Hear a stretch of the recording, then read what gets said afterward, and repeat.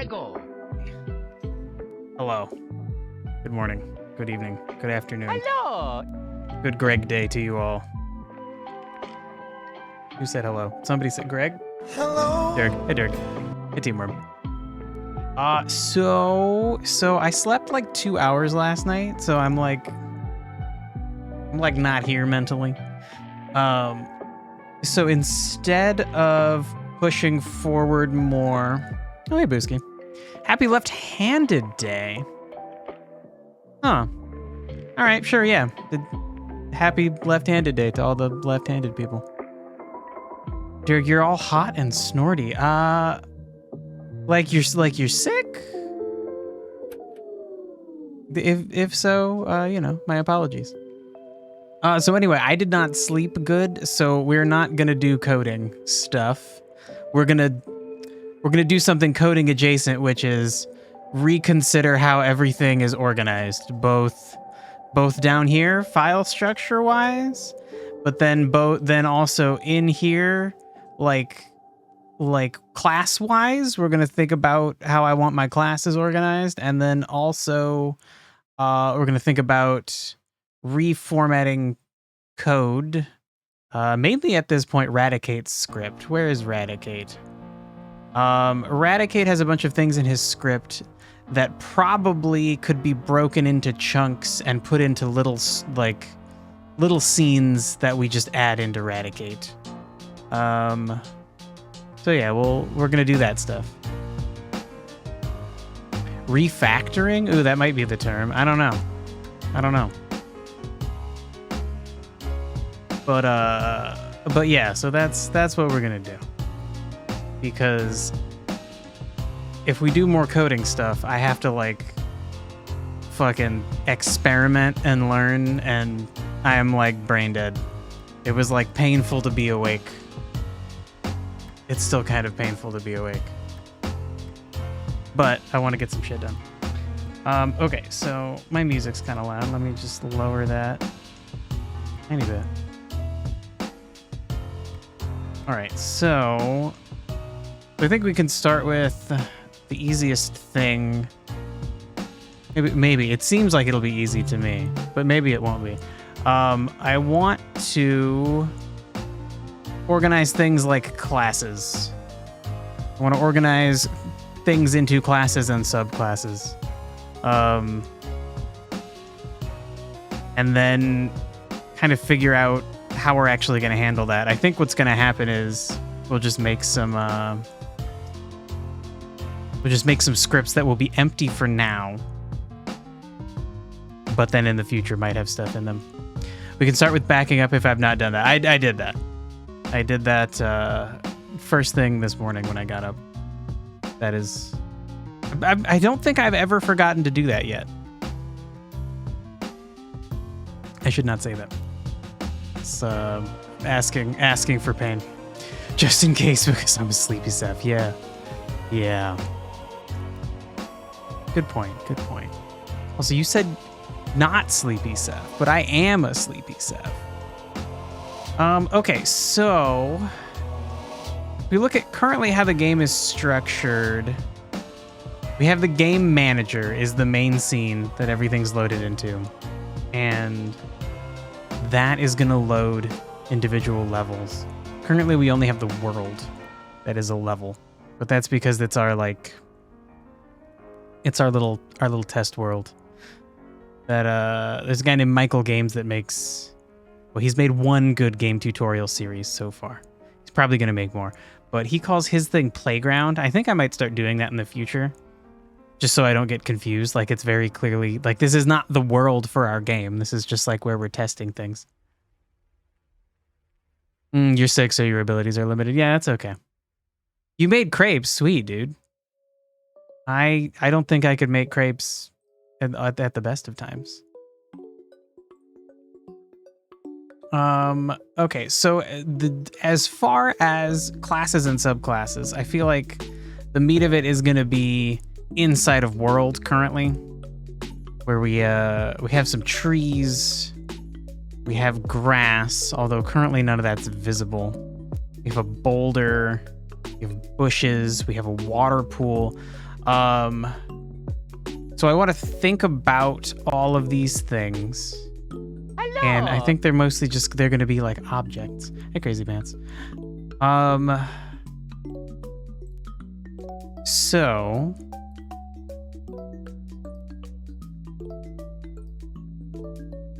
I think a lot of this is good, but maybe we start one thing higher. Also, I don't know if objects is already something Godot uses. That sounds like a term Godot might use, in which case we can't use it as a class if Godot already uses it as a built-in class. That might be not good.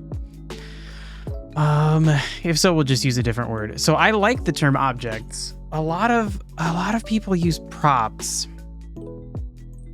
Damn, objects is something that C and Godot are using. Okay, so then that's probably why people use props. That would make sense. That's lame. Okay. Okay, so then let's think this through. Let's make sure that this organization is correct, and then I'll go ahead and enact it, I suppose. Props and entities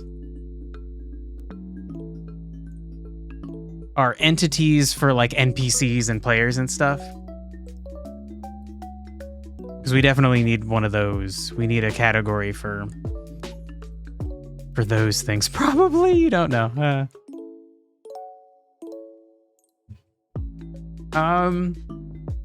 And actually, before we do this, let me see if there's any like any like advice for classes and subclasses. It's whatever you define them for. Yeah, for sure. You could name them whatever the hell you want.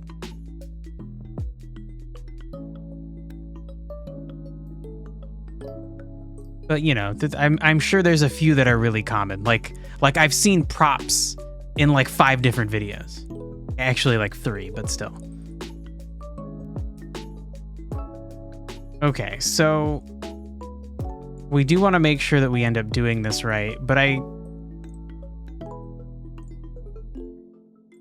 so I don't actually know how to use a subclass. I kind of just thought you used the term class over and over and it just naturally categorized itself. Like if you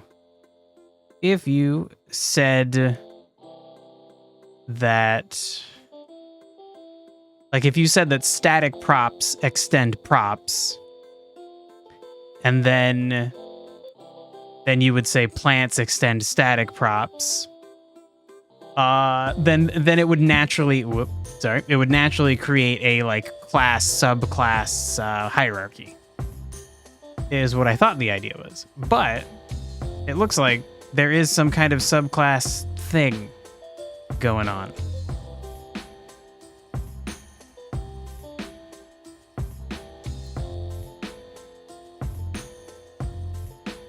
Interesting.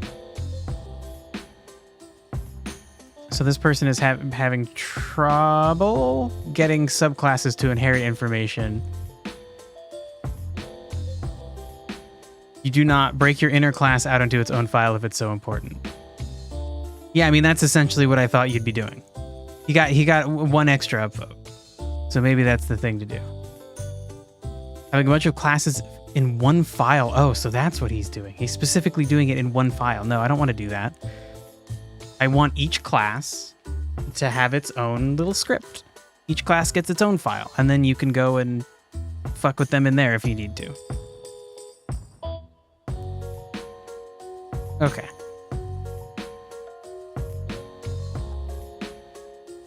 So interesting. So it seems like subclasses are actually a thing, though. Each class should have its own chisel, you mean file. Whoa. What a typo.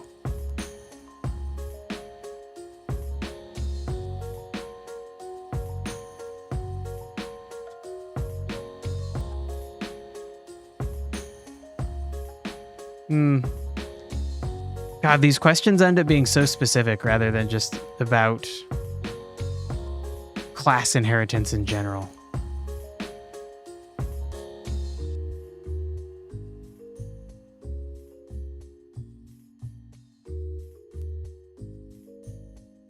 Yeah. Okay, so you know what? We're just going to try to set it up. I think I understand how it works.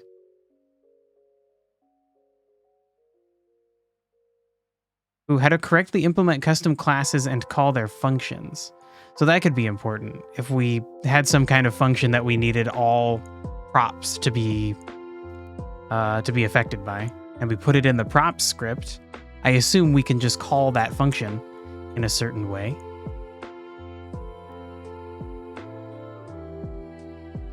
But maybe it's difficult.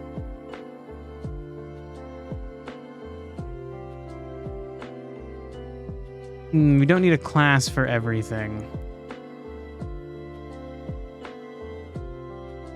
Yeah, but like just in case though. All right. Yeah, I think we're just gonna try it. Okay, so we start with props, and then we're gonna have static props and dynamic props. I think I'm gonna name them, instead of just static and dynamic, like that will probably confuse me. I'm gonna name them static props and dynamic props. And then for now, what do we have? These are specifically things that I don't expect to move. So we have the trees and we have the bushes. Then we also have grass. We also have water. Okay. And water specifically as in like little pools of water, not water over here out like a large body like an ocean.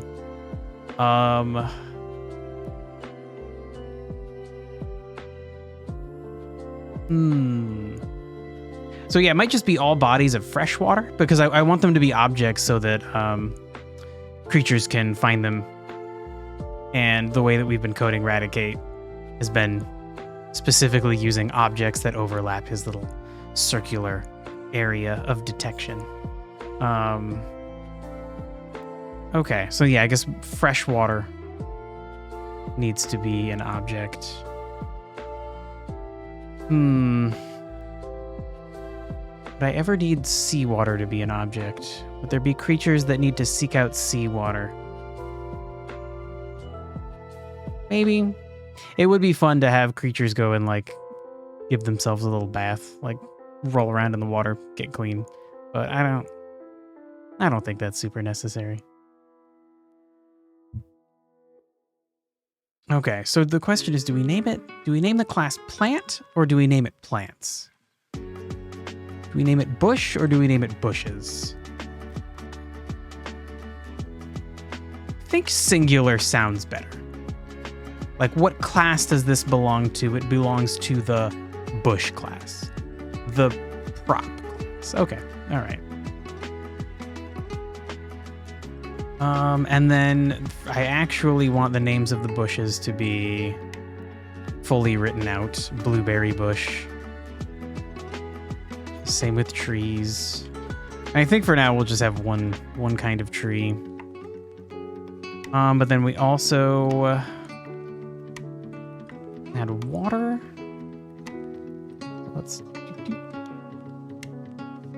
And you are not a plant. You are a static prop.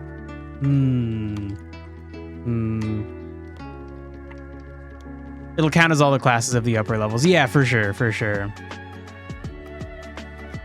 But like in my head, I want to think of it as it's a blueberry bush and a bush, not it's a blueberry that is a bush. So, it's a blueberry bush. I want each level to fully explain what it is. Same thing with prop. I don't want prop to be broken into static and dynamic. I want it to be static, prop, and dynamic. Prop, singular.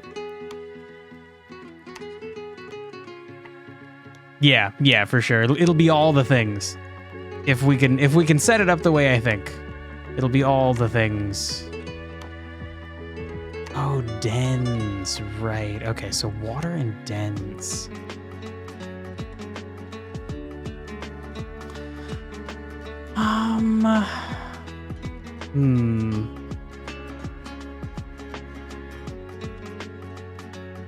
How do I do this? I guess since I can foresee there being... I can foresee there being lakes.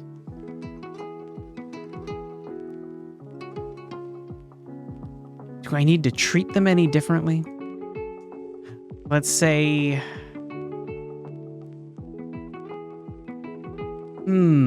Yeah, actually, okay. So I might want sources of water that the player can walk over. And so we might have like a puddle. A puddle would be a source of water the player could walk over, but like even though kind of gross, animals are kind of gross, they might still drink from it.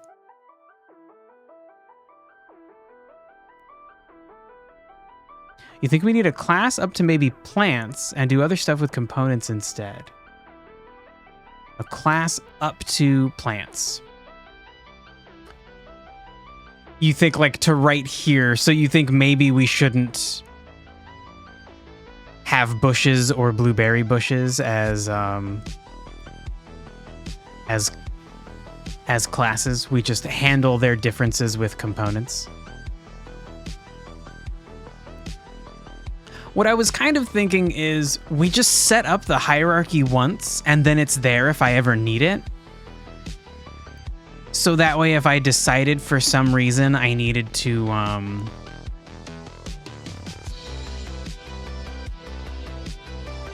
blueberry bushes sounds like not a class thing, to be honest.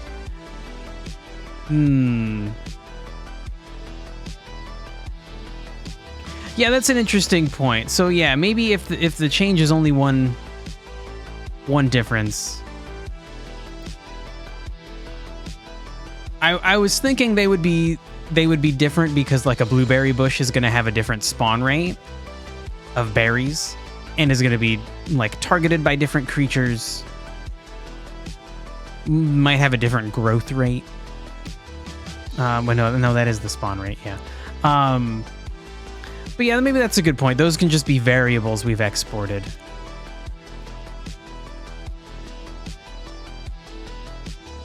All right. Good point. So we'll just go down to like bush and tree.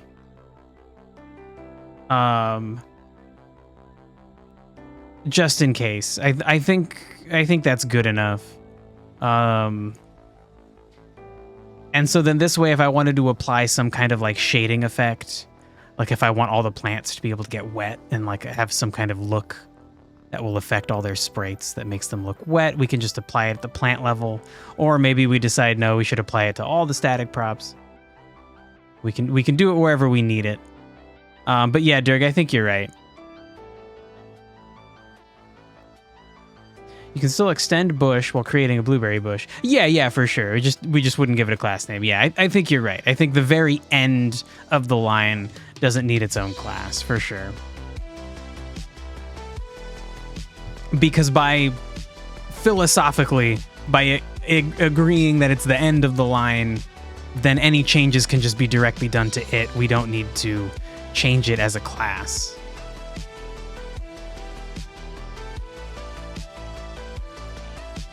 So then maybe that means we just have water bodies. And then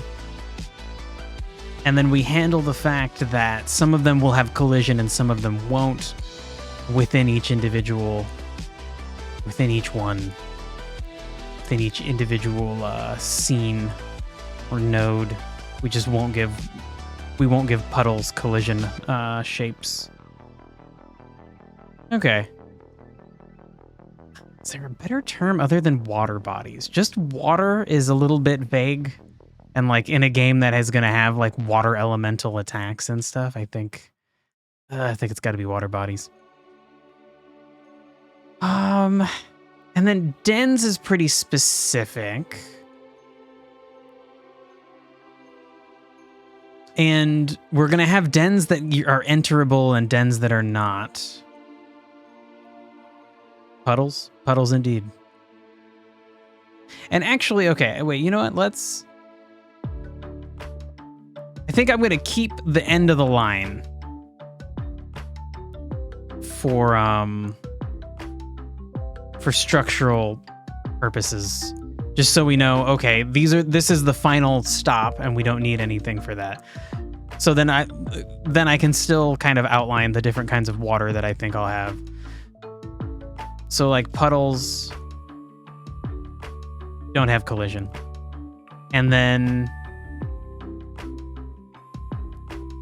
maybe a pool is the larger version. I think that's good.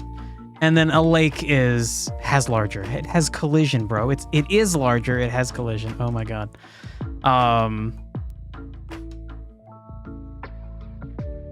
And what I'm foreseeing is that either in this game or the next one that I make, pools might these two things might be affected by the rain. They might get larger or smaller. They might appear. They might spawn in the rain only. Whereas a lake is going to be big enough that it's not affected by the weather.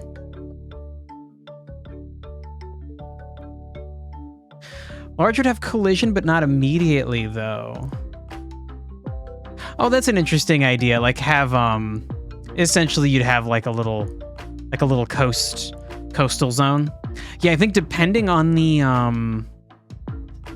depending on the kind of area it's in, right? If it's in a rocky place, it might immediately go to deep water.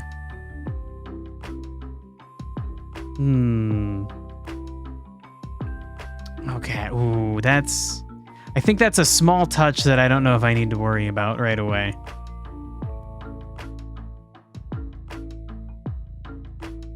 Or actually, ooh, we could... Okay, so thinking about this more, do my thing. Oh, I'm gonna. Thinking about this more, what I was kind of thinking is that you run a little bit slower in this shallow water. So maybe for a pool, you can walk through it, but your movement is slowed. A puddle is shallow enough that you can just kind of run through it. It's not deep. You're right on top of it. It's not going to affect your movement. You'll see some cute little water splashes, but that's it. So then maybe a pool has limited movement, and then a lake has actual collision. And then we might be able to kind of cheese this by if we have a pool and we surround nope, we have a lake and we surround parts of it that we want to be shallow with a pool, then we can get the shallow functionality and the lake functionality side by side. Maybe. It might not be worth worrying about. Okay, so all of these are bolds. They're not going to be classes. They're the end of the line.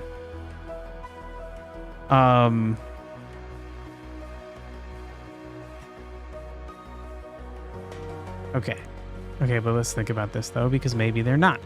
What is there only going to be one kind of puddle or one kind of pool? Are we only going to do water? What about a toxic pool? Certainly there could be areas where we have poison water or even a lava pool that the player either can't walk in or can only walk in under certain conditions. Or maybe they have to ride a Pokemon across it. Some kind of lava resistant creature. Shit. Oh, hey, dude. Toxic pools would be fun. Yeah, and we have corrosion is an entire element. There are multiple areas that are that have corrosion as either a major element or a sub-element. So toxic pool seems like it might be a thing. So give Muck Surf. Holy shit, that would be so cool. I would kind of be worried he would fall apart in the water. But maybe his oily goop is good enough to stay together while you ride him. I like the idea of Muck being helpful. He looks so gross and hostile. It's fun to imagine him being a big softie on the inside, helping you out. Okay, so then probably restructure this. So liquids, liquid bodies.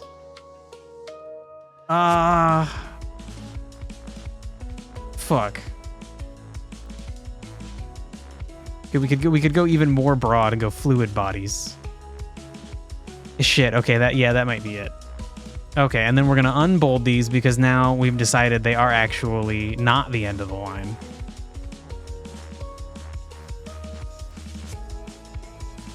And so if we ever wanted to add some kind of effect, I don't know, maybe we want to put reflections in or something, then we could tweak the fluid bodies script, the fluid bodies class script, to give all of the pools, all the puddles, all the lakes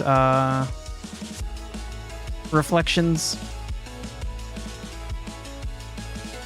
Well, that's interesting. I wonder how that would work with like with a lava pool.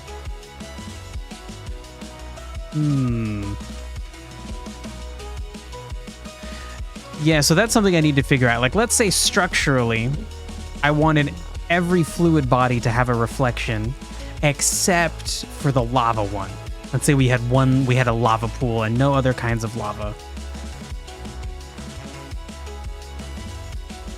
It would still make sense to put the reflection code in the fluid bodies, but then like in the actual lava pool itself, I'd have to like turn that off or something. It's interesting. Could make reflection a property. Yeah, Dirk, that's a good point. That's probably what we would do. Yeah. Yeah, just make it a pool, and then for the lava pool, it's false. For all the others, it's true. Yeah. Okay, great. Thank you for answering my philosophical question about how to do that. Okay, so then puddles, we just have water puddles, and then we also have do we just like toxic puddle maybe? Maybe not poison water puddle or toxic water puddle. It's a bit of a mouthful. Maybe even a lava puddle. Let me go look at the other elements. Shit, I think that's in the lore board. Oh my god, the lore board is enormous. My lore board is enormous. Okay. There we go. Okay, so I don't think we're gonna have electric puddles or wind puddles. Yeah. Ooh, ice. Ice, maybe. Dirk says bog. Would that need to be handled differently? I guess it might look a little bit different than a water puddle. Like it would be the same in all ways, but it might be kind of murky. Yeah, okay, yeah, since we're at the end of the line, so if we acknowledge all these different types, it's not, it might slow you down more. Okay, yeah, good point. It's like kind of muddy. Okay. And then an ice puddle, you'd slide across. It's weird to think of a puddle as being ice, but it would kind of make sense. Okay, sure. So then bog puddle. Okay, I feel like bog puddle is probably a no, but because the idea of a puddle is that it's so small, you can just walk over it. I guess the ice puddle and the lava puddle are kind of an exception. But the idea is they don't have any serious depth to them. So I think we won't have a bog puddle. And obviously, again, since these are the end of the line, they're not being made into classes. They can just be, we can easily add to or take away from these later. The real problem would be is if we decided there was a whole set of water puddles and we needed to make water puddle its own class. That is not the case. Also, let's spread these out. The names of these are too long. Fine. I want them to have a little bit of a gap spatially, even though up here we needed less indenting because the class names are tiny. Okay, so then we kind of just repeat the same thing, but but for pool. Sure.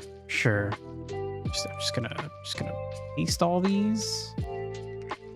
And then I paste. Oh, you're not gonna remember the boldness. All right. Okay, and then in here we will in fact add bog pool. And then same thing for the lake.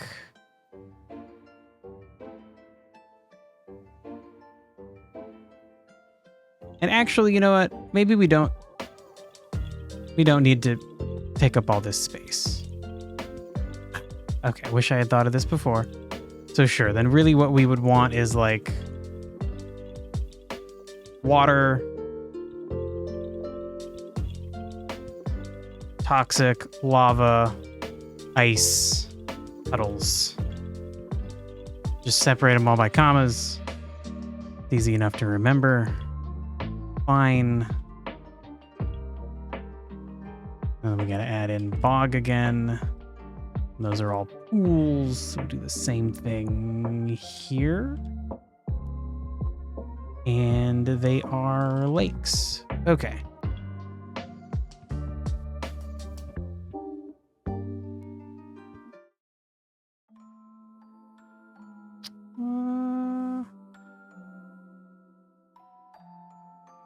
Okay, and then for dens... Ooh, hot springs to heal. That is a really fun thing about Hollow Knight.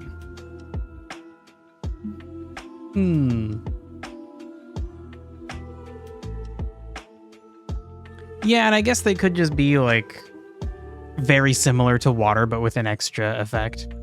Oh yeah, Stardew Valley has it too. I never go there.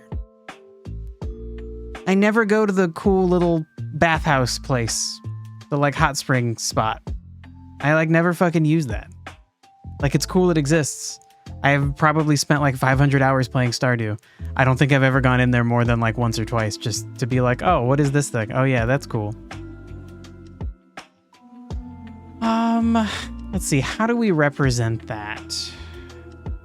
We could have water and healing water. Sure. Ooh, maybe just hot spring? Okay, well, you wouldn't have a puddle. You wouldn't have a hot spring puddle. You have it all modded and furry. Wait, you turned the hot springs into a furry thing? What does that even mean?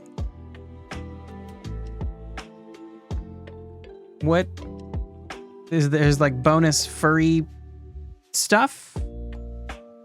Oh, just Stardew in general. Okay, well that's cute. The whole town. So like there's just like cute little furry versions of all the characters. Okay, that actually sounds very fun. Imagining Mayor Lewis as a furry is fun. Oh my god. Is the right cat cam? Nope, that's the wrong cat cam. Hold on. Gotta get a good shot of Greg. He's being a cutie. Oh, and now she's immediately biting me. Okay, cuteness canceled. She was enjoying a nice chin rub, and then she got toxic. Cute and also some hot. Okay, all right. Well, okay. Don't pull more weird out of you. Okay, Dirk.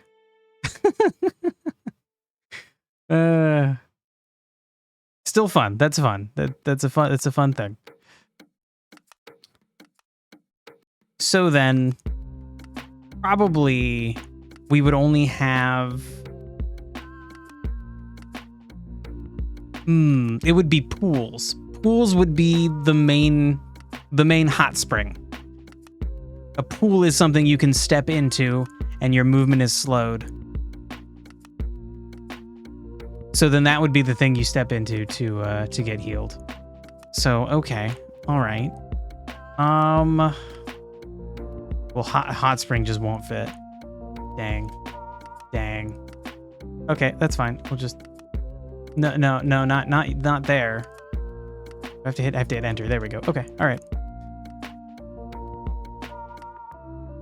And then we could have a hot spring lake, but just as like a visual thing. That'll be a maybe for now, I suppose.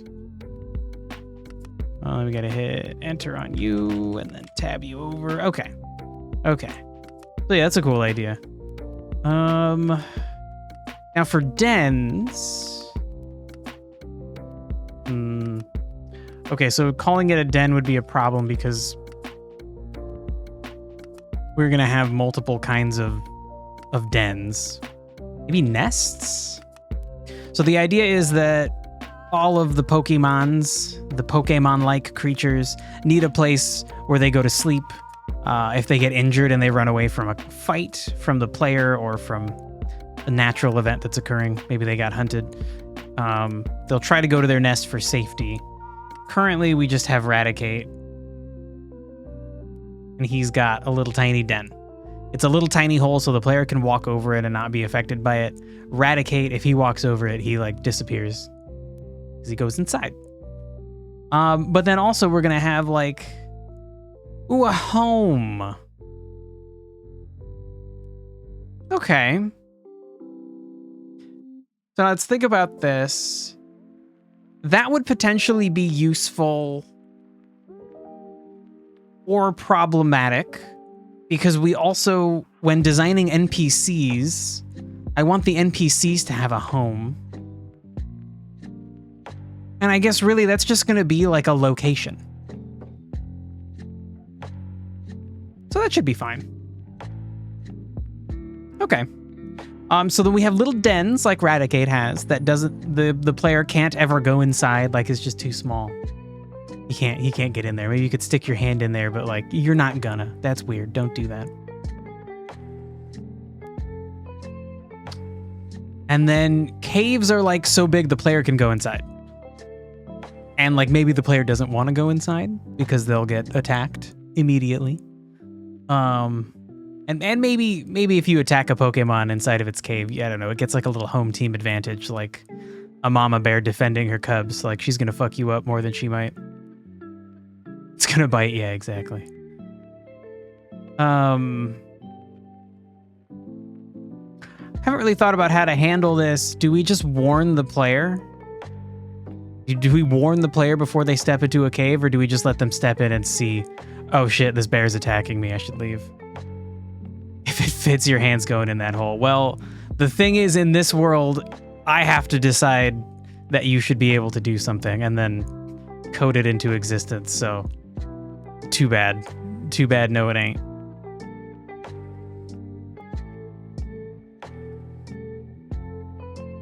What college told you is not to stuff your appendages into weird holes? Solid education, Dirk. Solid. I don't know if we need anything else, because essentially this is just like the player can't go in it, the player can go in it. Those are the two differences, conceptually. One thing to think about, though, is that like some birds live in trees. And so now there's kind of a problem because a tree is just like a regular object.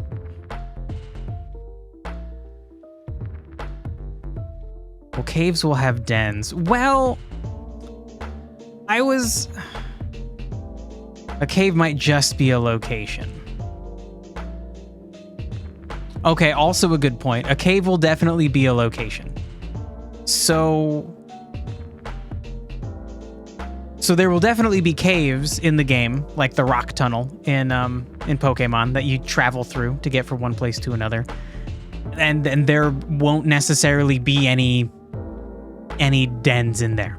There won't necessarily be any nesting beasts. There very likely would be, but not necessarily. So how about we do large den and we do small den, and then that would make sense if there was a cave the player was going to lay down spots. Oh my god. That's too casual. I think large den, small den works. So like a large den is accessible by the player. So the player might be in a cave and they might find a large den. And maybe visually I'll have to come up with some kind of way to convey the idea that this is a den. Maybe like claw marks on the outside of it or something, and like you can examine them and it's like, oh yeah, a creature marked this area as its own. Be careful. I'll have Snorlax stuffing a cave with his bum all night. Wow. Look, Snorlax's butt is kind of small. It's the rest of him that's enormous. He doesn't really have junk in the trunk. At least as far as I could tell. That is a cute idea, though, to imagine Snorlax just like blocking a cave. Like those weird ants whose heads do that. Shit's weird. Okay, so large den, small den is good, but then conceptually, I still kind of need to figure out, what do I do for a tree that like a Pidgeotto is nesting? How will he come out? He'll just like push himself out of it, you know? He'll just like nestle himself in there and then like use his elbows to get himself out. It's fine. It's completely fine. It'll work. It's not a bad idea.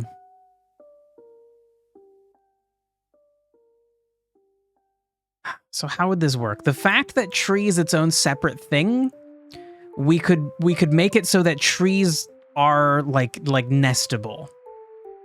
So that even though a tree isn't part of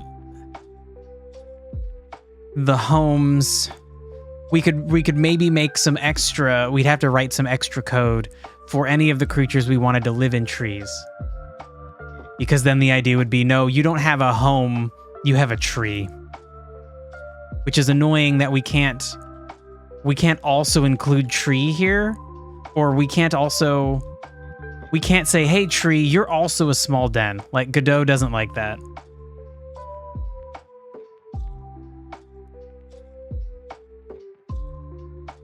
The next part should be a component. Yeah, you might be right.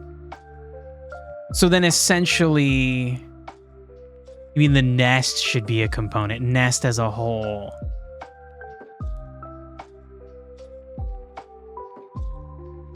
Okay. And so then essentially we would just add that into something. So we would have a small den and we would add the nest component. Also, just to be clear about what that means, this is a video that I was looking at and talked about before. Let me find a good spot. There's a good spot to kind of demonstrate. Well, it's basically like the whole video, is him demonstrating how he uses components. So here, I'll go full screen for a second. So what he does is like he has an enemy that he's putting into the game, and then that enemy has a collision shape and a sprite. Those are really typical. But then instead of just giving the character a script and him telling that script how to handle health and getting hurt, he just has two separate little nodes that he puts into this character. One that handles health, one that handles getting hurt, and they have some exported variables so you can adjust them from the sidebar and like connect them to each other. And then that way you get all the functionality that you need, but when you go on to make another enemy, you can just drag and drop these things in. It's very, very quick. So yeah, Dirk, I think you might be right. Oh, there might just be decorative dens. That's an interesting point too. Yeah. Yeah, that's kind of cool. Yeah. Okay, so then I'm trying to think about how I would be programming this, because so like currently, like Raticate, he just has a spot in his inspector. He should. Shit, I thought he would. Or is it out in the world where it is? Okay, I swear there's a spot where you just choose what his fucking den is. It's like an exported variable. Raticate, did I get rid of that exported variable?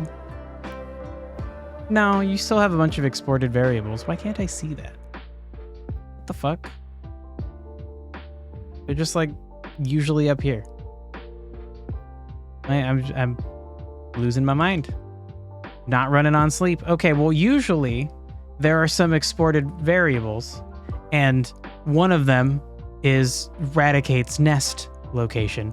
Just like in this video, if you look down here, there are some exported variables where he has to like assign, okay, Hurtbox, connect to this health component of this monster. And then he also has like other information, a status receiver component. Cool, so he can like, I guess the enemy can get like poisoned or slowed or something. Cool, and then a bullet impact scene. Fun. Okay, so anyway, Radicate has a spot like this where you're supposed to be able to choose what his den is. And so then in the future, when new Radicates are created, they will be given a randomly assigned den. Maybe they'll make one. That's kind of fun for the player to be able to see Eradicate like quickly digging a little den. Also, it won't actually be Eradicate. I will have my own cute replacement beasts. Cute, silly, punny.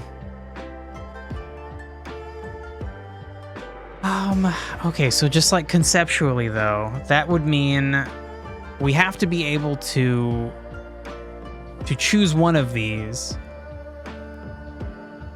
You think every nest is basically spawning a symbiont? Oh, that's probably a good point. Yeah, that like we should have the nest connect back.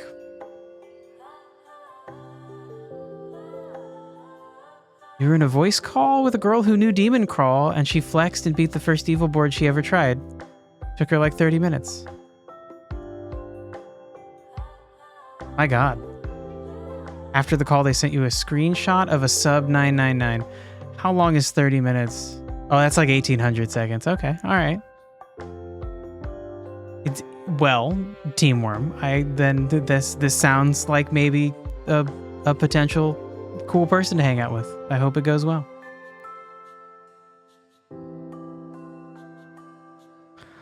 Ooh, yeah, Durg. I don't know if we're going that far. Freeing a symbiont in unknown territory. That sounds so cool. That sounds so fun from a just like fuck around standpoint. Like let an invasive species out and see what happens. I don't think I can go that far. And I'm afraid that like the players are just gonna do that and then like fuck up all the ecosystems and then like not be able to have a good game experience. Damn, that's really cool though. Having some way that it could recover too would be very interesting. If you could like pay a fee and have some people fix it. Have some people get rid of all your invasive species you released after you have fun watching the slaughter. They brought it upon themselves. That's true, but like if they have a bad time, it's still on me, you know? Like maybe they thought for sure I'd give them a way to fix it and then I didn't. And they're like, well, this game's dumb. And now I can't progress because I need like an ice creature to beat this boss and I killed all the ice creatures. The player fail if they try methodically. Yeah, but I think I would also need them to be able to recover. And either way, that seems like a lot of difficult stuff to tinker with. It does sound fun though. It sounds very fun as like an experiment to do. Maybe like a special version of the game. A special campaign mode that's like, don't fucking, I'm warning you. You could destroy everything. Hey Cosmo. Today is programming, yes, but I got like 2 hours of sleep. So I'm going to be doing very little. We're restructuring and figuring out the like classes and that we're going to use for the actual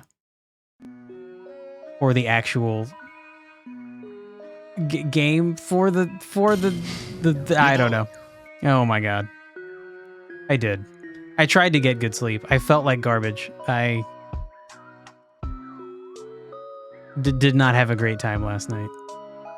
I ate some food. I thought I felt fine. And then just like my stomach just hurt all night. It was brutal. And yeah, Dirk, it is more like we're conceptualizing, but we will get into actually enacting this, hopefully. Okay, so I think what we do is we have small dens and large dens. Small dens, no collision. Large dens are actually like enterable areas. It's a weird way to describe it, but that's the situation. And then they're going to be bold because they're the end of the line. We don't need to actually make classes for them. We just need a home class. You're programming collisions? Nice. You're doing everything from scratch, right? Godot is so fucking nice the way that it has, it just has like, I think it's like 32? Yeah, it has 32 built-in layers for collision and for collision masks. That's so fucking cool. Are you making a simple enough game that you're only going to have like one collision layer? Or are you going to just make a shitload of collision layers even if you don't necessarily need them? It seems like the way to go. If your game is even the slightest bit complicated, just make more than you need and don't use them if you don't need them. But then I don't know how that impacts performance. I would think Godot would just only use the ones it needs. I don't know though. You wanted too much. You wanted to create everything from scratch, but with your own map editor, it was a stupid idea.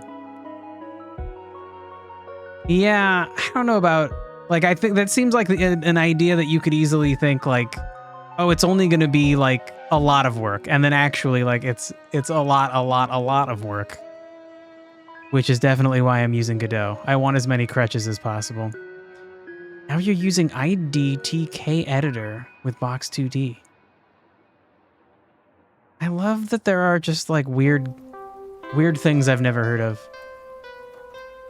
It's LDTK. A 2D level editor from the director of Dead Cells. Cool. Cool, man. What a weird thing.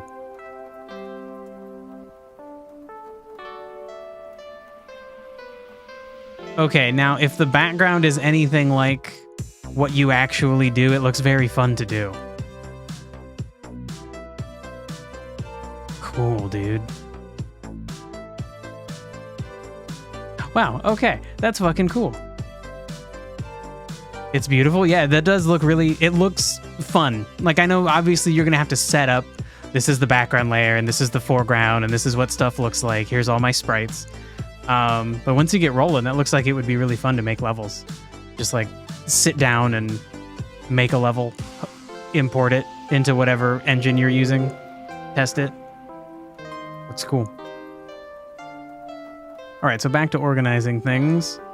So I think what we do is we will need a component to say like, hey, things can live inside you.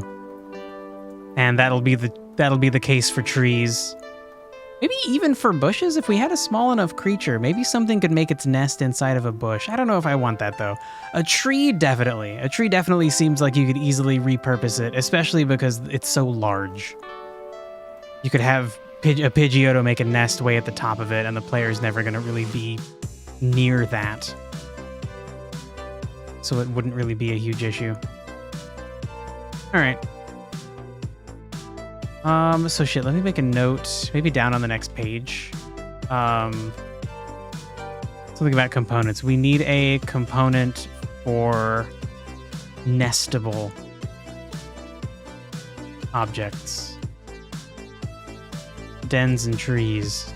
So far, just dens and trees.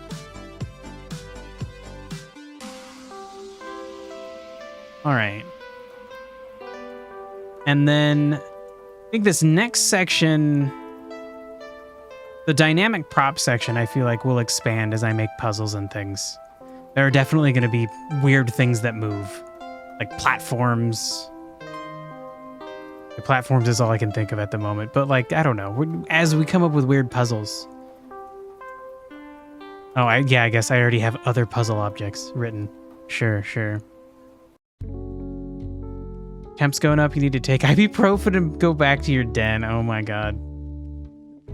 I hope you feel better soon, Dirk.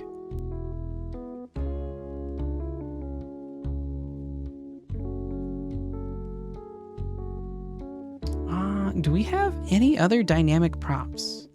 Don't think so. Have a nice stream. Thanks, man. Have a nice sleep. Hopefully get some sleep. I don't know. Have a nice chill out.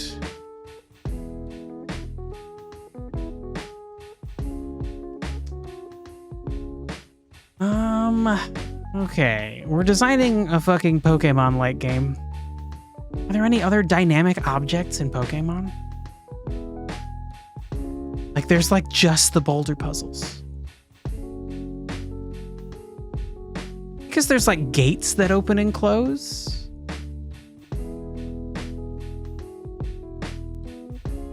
That might be about it. Would that be included in a dynamic prop category? I guess so.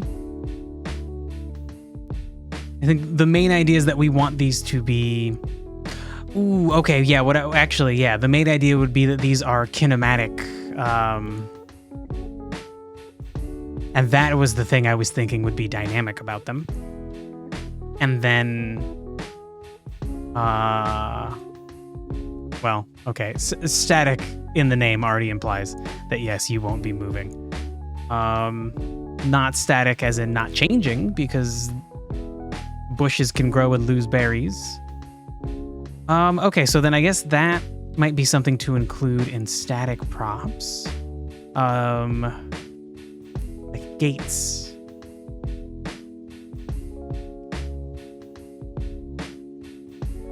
I don't think you need to be a whole class, though. So then we would just make you a static prop. Okay. So then, yeah, you know, let's like not even worry about you. You don't have any subcategories. What the hell else do you interact with in Pokemon? You interact with items on the ground. Okay, that's pretty important. It's actually something I want to handle soon. Once we get Raticate's deal figured out with sniffing out the berry bush. I think I want to take a break from the behavior tree stuff and do some easy, simple things like we get like inventory working. We'll put some items on the ground that the player can pick up, and then I think following from that, a good thing to get working would be saving. Saving seems like it's going to be a giant pain in the ass. All the videos I found are all very simple, and they have you noting each individual thing you want to save and saving it to a file. But like what I want is for me to be able to just like mark a variable as like, hey, I need to be able to save you. You need to be savable. And then have like a script when the game is saved that saves all those things.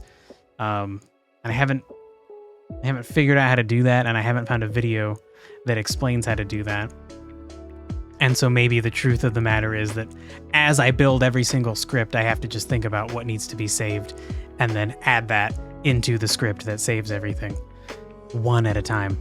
That sounds like a giant fucking hot mess, though, because there's going to be like dozens of symbiotes out running around.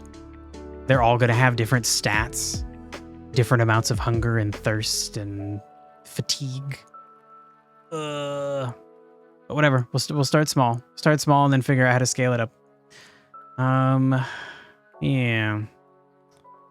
Yeah, okay, so then we need items.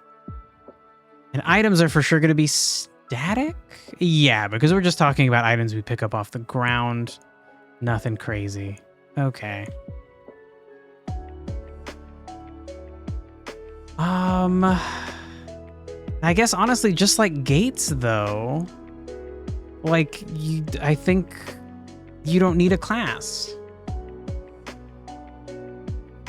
No, we want them to look different, potentially. In a lot of the Pokemon games, items just look like a Pokeball, but then there are fan-made Pokemon games, maybe even newer Pokemon games, where the items on the ground are just like a colored Pokeball that corresponds to what you're picking up. I don't know if that warrants making a whole class for it, though. Still. Because that's just a different colored sprite. Yeah. Okay.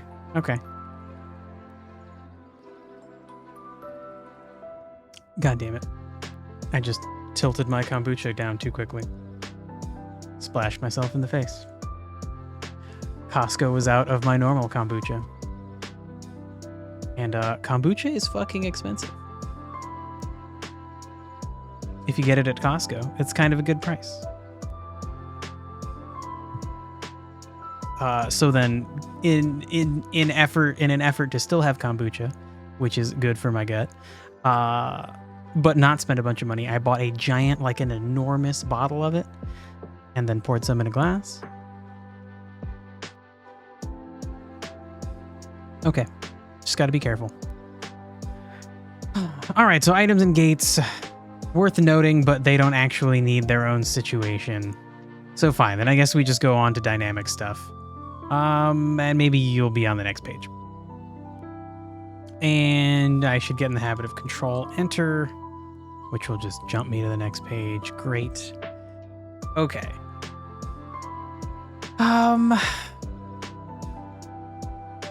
Yeah, I guess it's really like dynamic props are really simple. There aren't a lot of them. All right. Fine.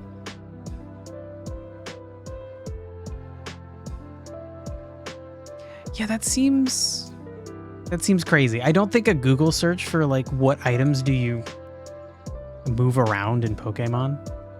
Maybe just like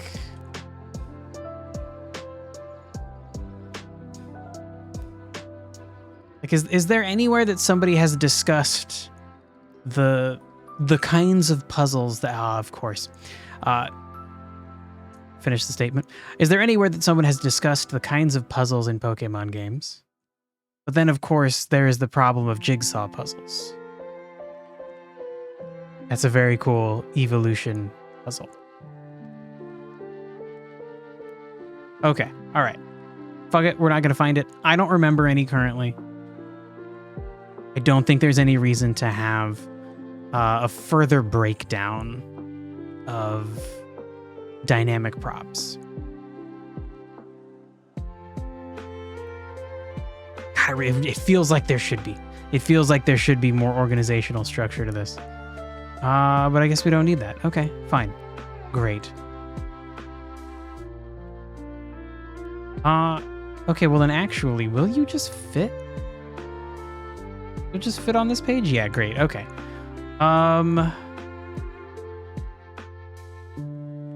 Cool, so then that's done. So I guess we could try to enact that. So what would we do? We would make some scripts, but okay, let's take a step back because making even more of a mess in here is probably a bad idea because this is a giant mess. So let's organize this next then, I suppose. I would like to make this thing just be the whole screen right now, but I don't know how to put it back. Ooh. Okay, we could make it floating. Oh, I'm so gonna regret this.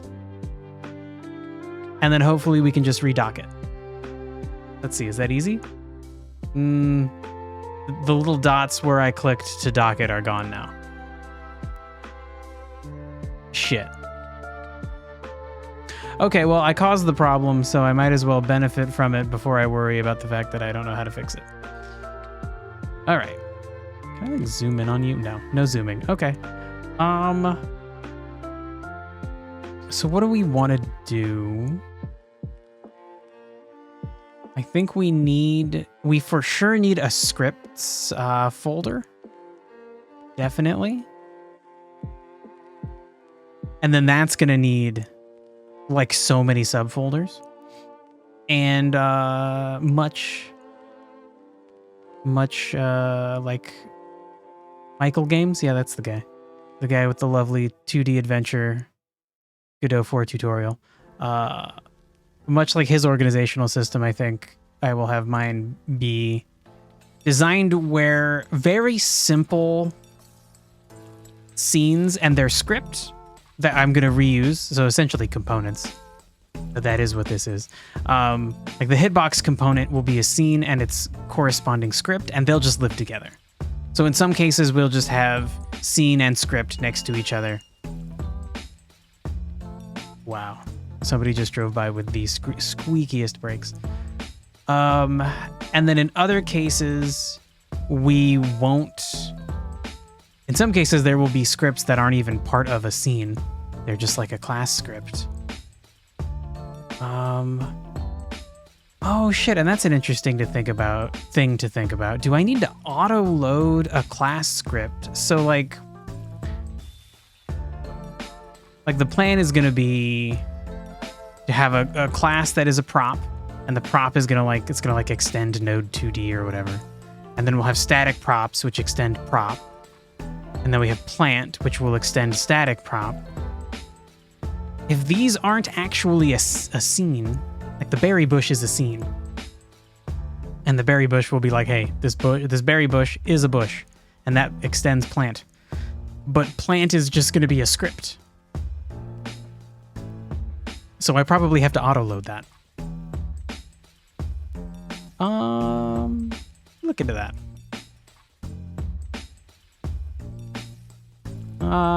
Shoot. Auto-load class scripts? Like, that's what I want to do, right?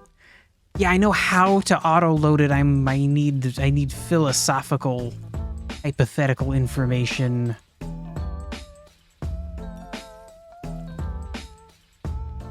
Yeah, we probably need to do that.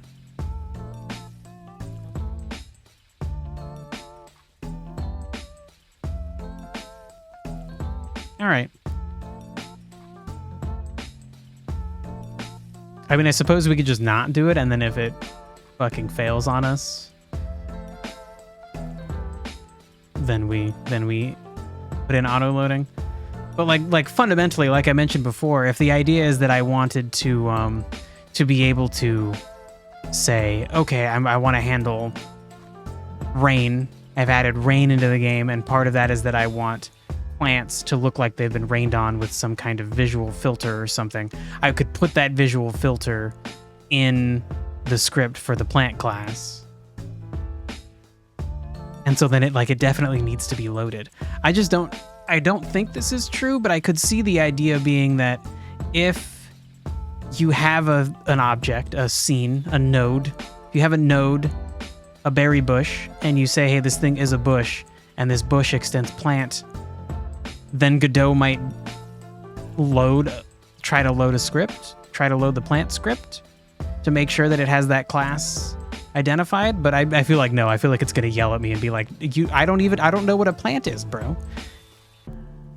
All right, we'll just auto load them. That's fine. Okay. So anyway, back to this. Let's make. So now we have a scripts folder. So I think what we want to do in here, and maybe this might mean I have to go back to outlining more classes. We need to kind of separate out the scripts. I don't just want to take this giant pile of nonsense and then move it into here. I want it to be more organized. So let's think about this. I think for now, maybe we have like NPC scripts. And so then within that, we're going to have symbiote scripts. So that's going to be all the scripts for all the different creatures and the things they do. Like right now, just like, oh boy, do we have a lot of scripts for Eradicate. Each section of his behavior tree is a different little tiny script, except for the behavior tree nodes, which are default. So all of his like terminal nodes pretty much are have a little bit of custom code into them. And so then that probably means that we don't just want a spot with all the symbiote scripts. We want a folder for each symbiote.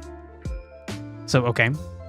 And each symbiote largely, I'll be essentially duplicating large parts of Radicate's code, large parts of his behavior tree, and then modifying it.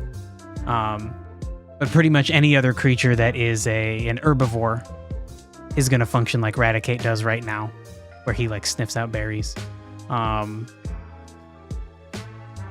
And so eventually I think what I'll do is I might have a template section, and then we have like herbivore,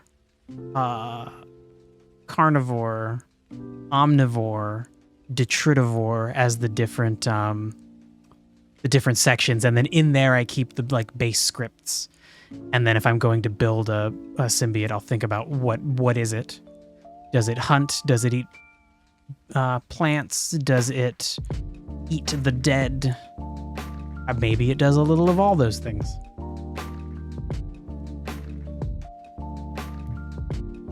Oh yeah, the term omnivore, I always thought of it as being a carnivore and an herbivore, but are you also a detritivore? Because omni just sounds like you'll do it all. Detritivores eat decomposing organic matter. Yeah, including the feces of animals. All right, buddy. But omnivore is just both plant and animal. So but what if you're a carnivore and a detritivore? You don't get like a special term? Fine. Maybe that doesn't happen very often. I feel like it would. Like I feel like Radicate is an herbivore and a carnivore and a detritivore. I feel like a rat would eat decaying dead things. Maybe not. I don't know. All right. I'll have to worry about handling it like functionally. I don't not who cares what the actual classifications are? What matters for me is how I format them, how I put them in to the system so I can use them functionally. That's what matters.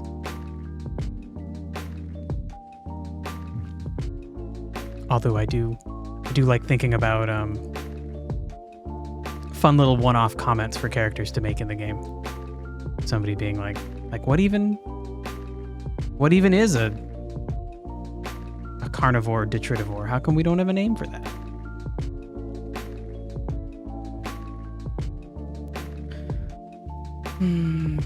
Okay, so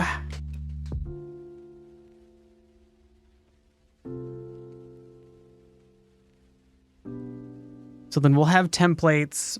I'll fill that out in the future with each of the different styles.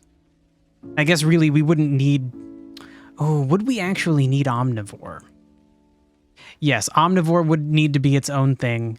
It would mostly be the same as carnivore and herbivore, but like just specifically combined. And then I would have to think about the logic of like, how do they choose? If a dingo's hungry and there's some plants he could go eat, but also like a chicken he could go eat. Like, I would if I were the dingo. I don't want to eat a chicken. That sounds gross. I'd rather go eat some berries. I would only eat meat out of desperation. But also, like, in the wild, meat's probably pretty important for like building muscle and shit. So maybe they would go for the meat if they thought it was easy. Oof. Wow, the world's a fucked up place. Okay, so fine. I think I will structure this just to remind myself. And also because this is a weird world where there are like living plant beasts. Like producer is also a kind of oh my god, I'm just like so useless right now. Like I can't even fucking make words. A producer will be a kind of beast, a kind of symbiote. And it will have a behavior tree, and so probably instead of seeking out berries, it's gonna seek out the sun. Oh damn, and I just thought about the fact that does also mean, like currently, we're having Raticate hunt just a bush, but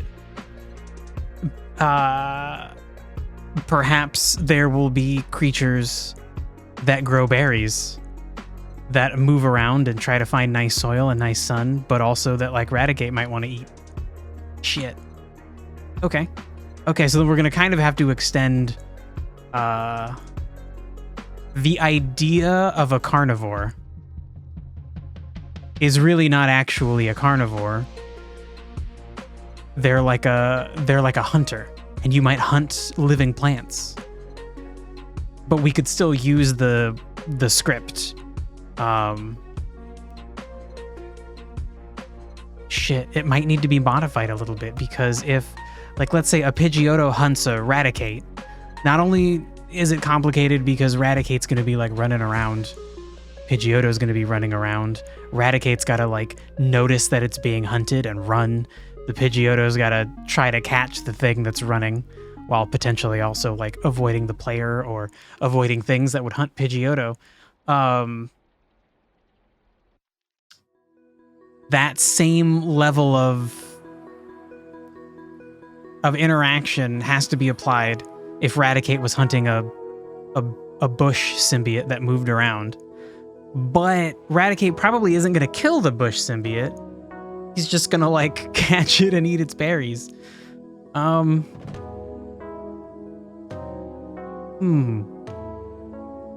other symbiotes that are hunting that are hunting plant creatures might actually just eat the plant creature. So in that case, it would be the same as hunting.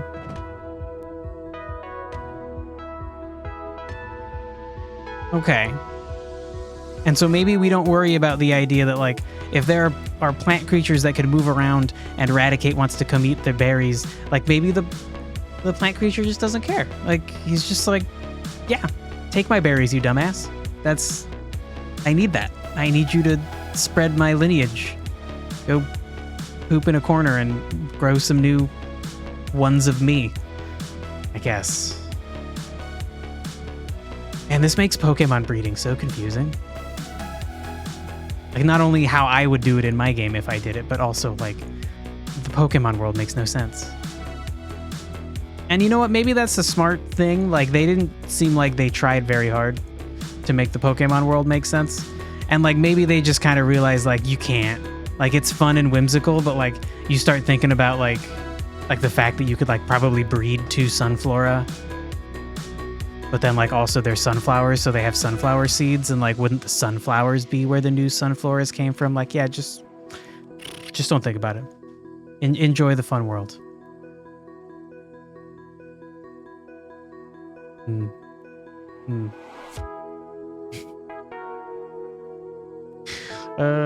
People who listen to a loud Bluetooth speaker instead of just, like, having some earbuds on, why do they never listen to cool music?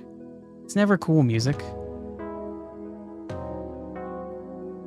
What the fuck is last? Carnivore, detritivore, producer, herbivore. You still think about how Pokemon have puns built into their DNA. Now, what does that mean? Sure, they have puns for names. What does that mean? I'm sure you have a point. And I'm sure I'll get it once you explain it.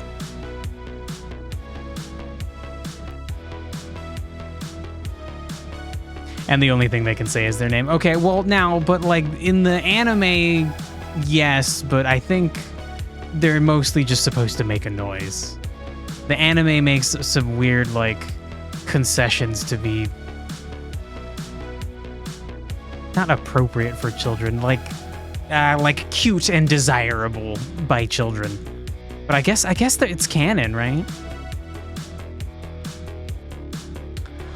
Oh, okay, Teamworm, now I get it. So if they say their name, that means that people didn't give them their names. Because otherwise, how would they all know to just, like, say their fucking names? And then that means because if their name is a pun and they say their pun name, that is, like, built into their DNA. Okay, yeah, you know, I get it, yeah. Yeah, that's fucking wild. That world makes no sense. It's very fun.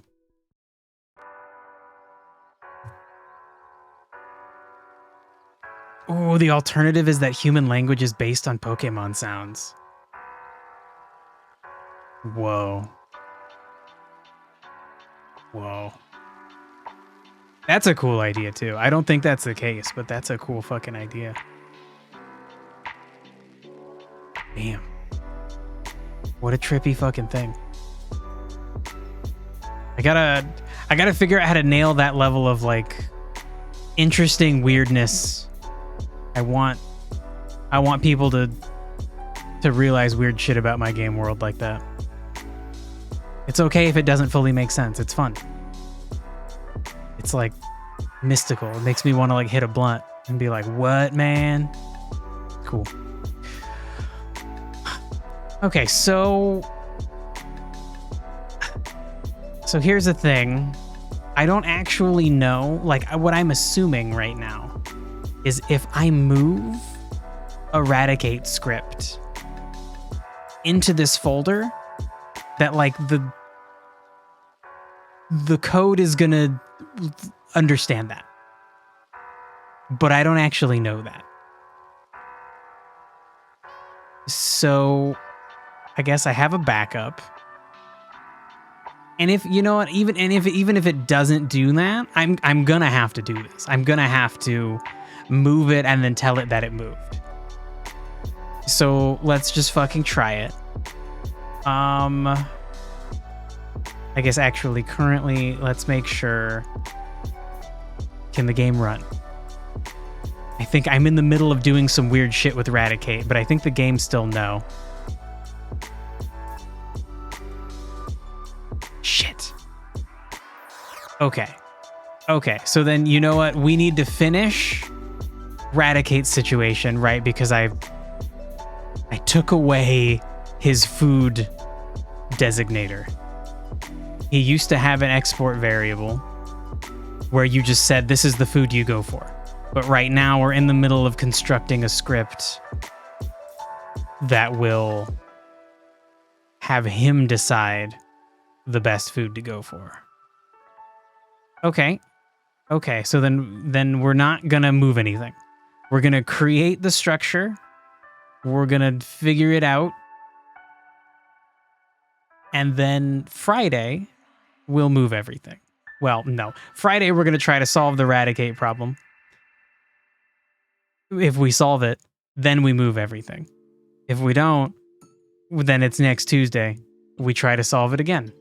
And it's like 5 steps. It's just this. This is all we have to do. Okay, actually no, we're at this part, right? I indented the things that we've not done. Okay, so it's 4 steps. We need to have some series of ifs that then result in some actions. Only one of those actions am I not really sure how to do, but I think we can figure it out. It'll be messy, but we'll figure it out. Okay, so then fine. We don't actually change anything right now. Great. So while thinking about NPCs,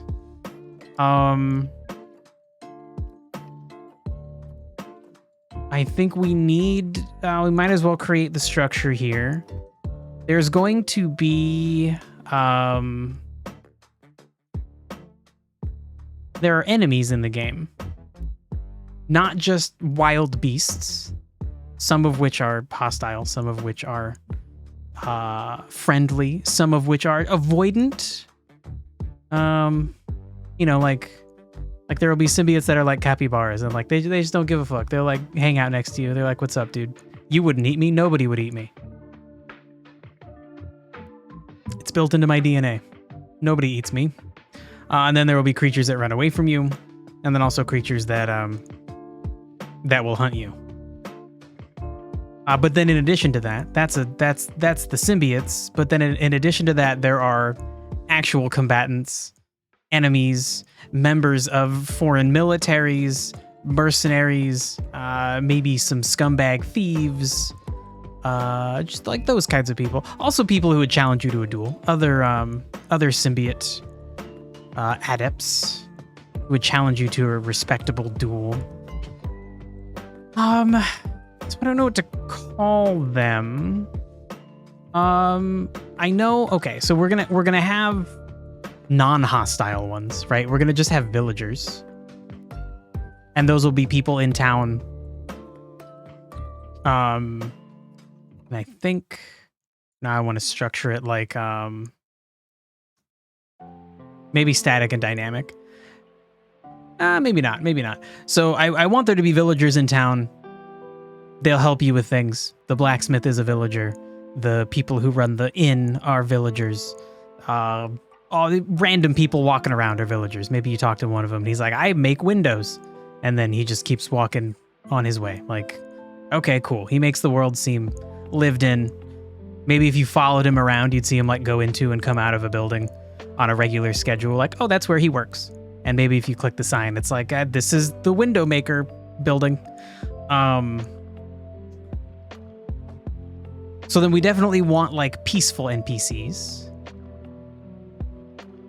But then I need a good term. For enemy NPCs. But they're not necessarily enemies. They might fight you, but they're not necessarily an enemy. Like I said, honorable duel kind of thing. So then maybe we have combatants. I hate that. Fine. These are people who can fight you.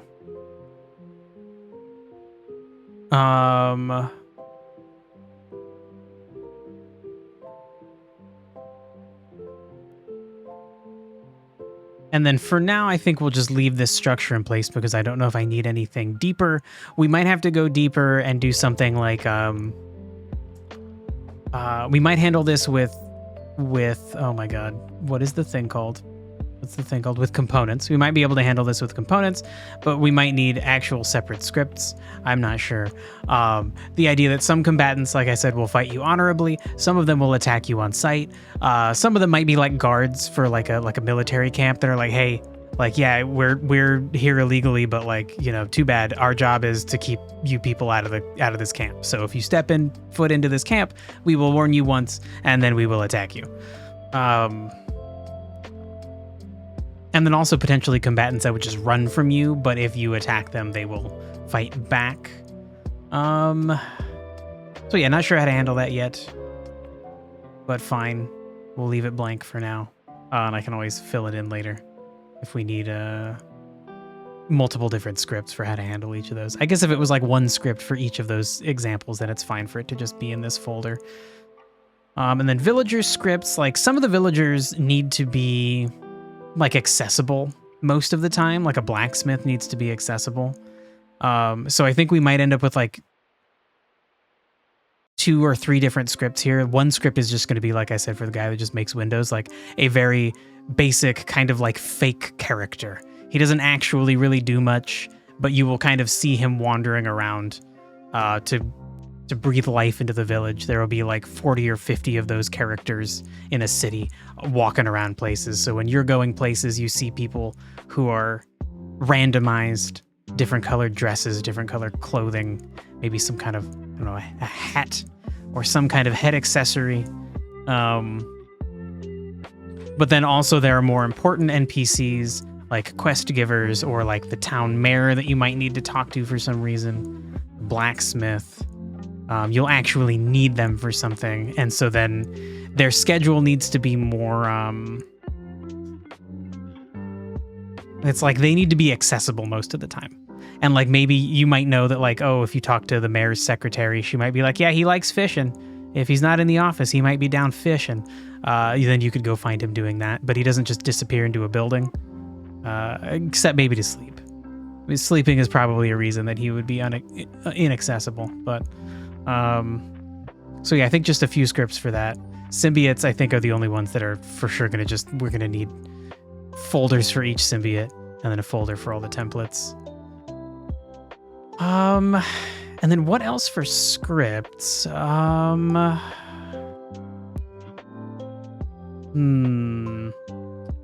So we we already have like some basic things. Like we have a script for the game manager, which handles being able to pause the game. The game manager is always running. Right, there's a main menu and then like a camera on the main menu. I'm currently trying to get a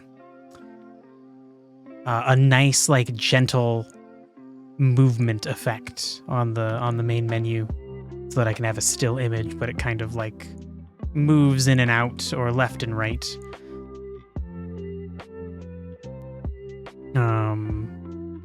I think that's generally good. A bunch of the videos I've watched, it's like you can do that for like icons on a menu, or like if a player is choosing like a quest rewards, you can have the 3 floating items that they're choosing between. Like instead of just sitting there still, they kind of like, it kind of looks like they breathe. They're shaking very gently and slowly. So that is what that script is for. So yeah, I think a lot of those can just be right in the folder, right in the scripts folder. Maybe not. Maybe we just do like miscellaneous. I don't really like that file structure where you like I like everything to be in its own folder. So yeah, maybe we put everything else in miscellaneous.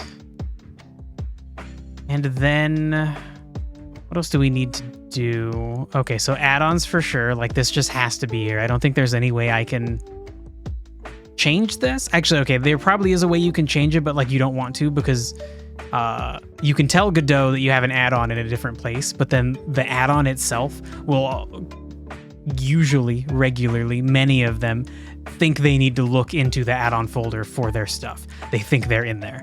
So it would be a lot of work, or maybe even impossible in some cases, to rewrite the code for an add-on to be like, no, you're somewhere else. And why would I do that?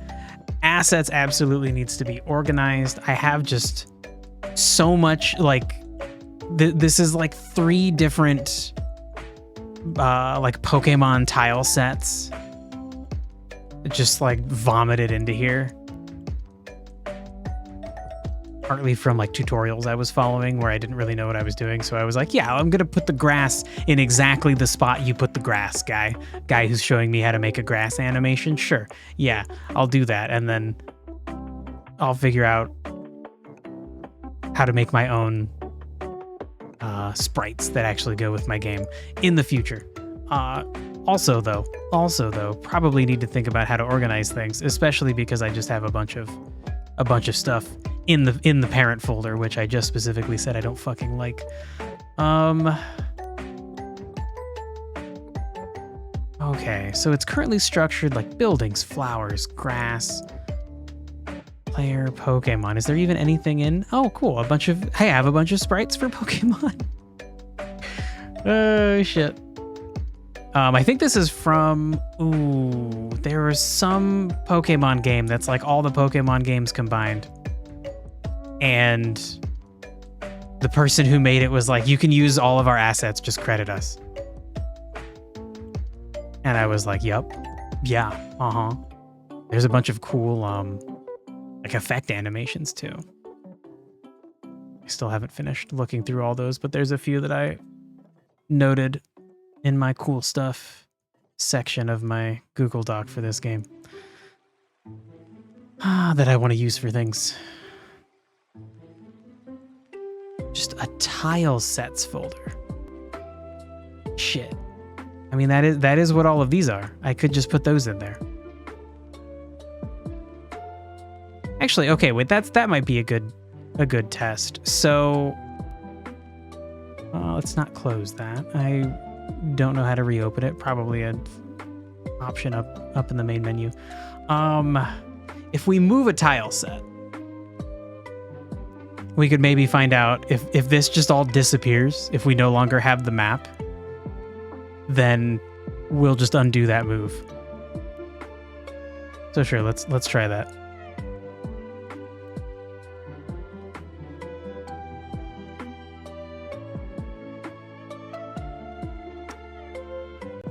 Okay, that fucked everything up. Oh! It crashed. Shit. I don't know when I last saved. I mean, that's okay. I haven't done anything super important. That does suck to have to redo the organizational structure. Lesson learned, though. Even if the game engine is not running, you're not currently like playing the game. Don't do that. Shit. Well, now my question is, how do I do 07? Oh my god. How do I do that then? Shit. Like if I want to move stuff. Oh, cool. It did save all of our scripts. Okay. So I guess, that makes sense. The file structure has to update and save constantly because it's actually making folders in Windows. Okay, so back to assets. Shit, it did move it. Oh no. I think maybe I don't want that. I can't pan. Why can't I pan? Is it the other? No, it's not that button. I can't pan. Oh no. Oh no. I mean, I did save a backup, so. Oh shit, bro.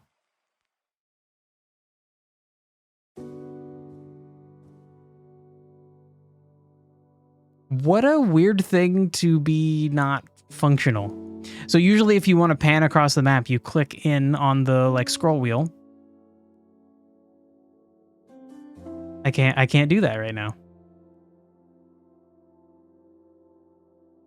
Now there's no way that would possibly be caused by moving that fucking tile set, right? What the fuck? What the fuck, bro? Okay. I guess we'll just move on. So I don't think I want to do that again.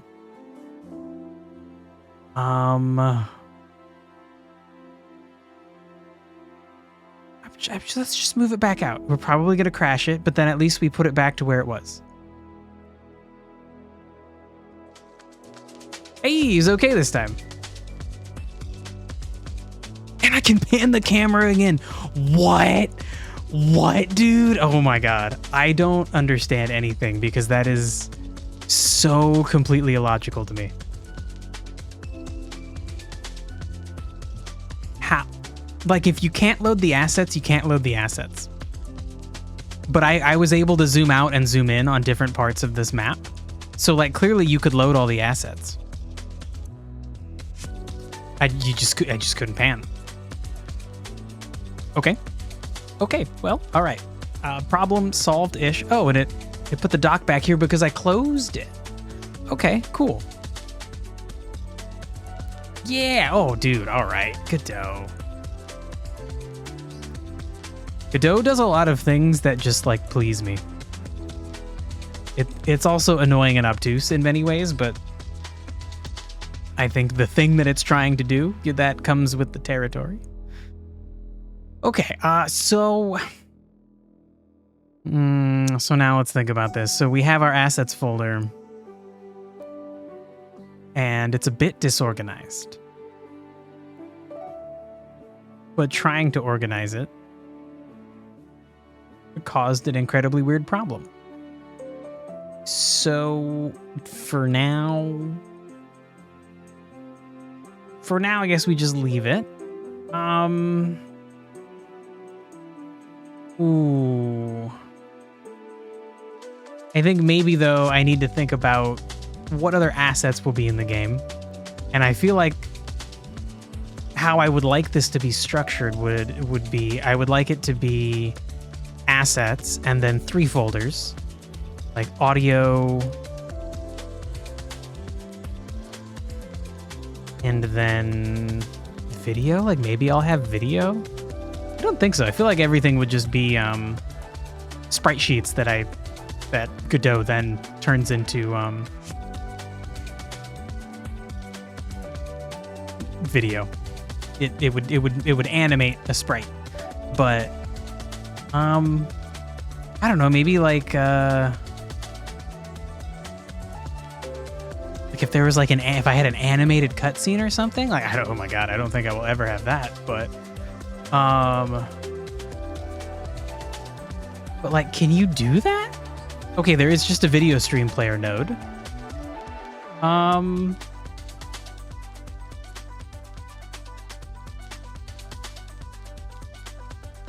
could see maybe like if I had some kind of weird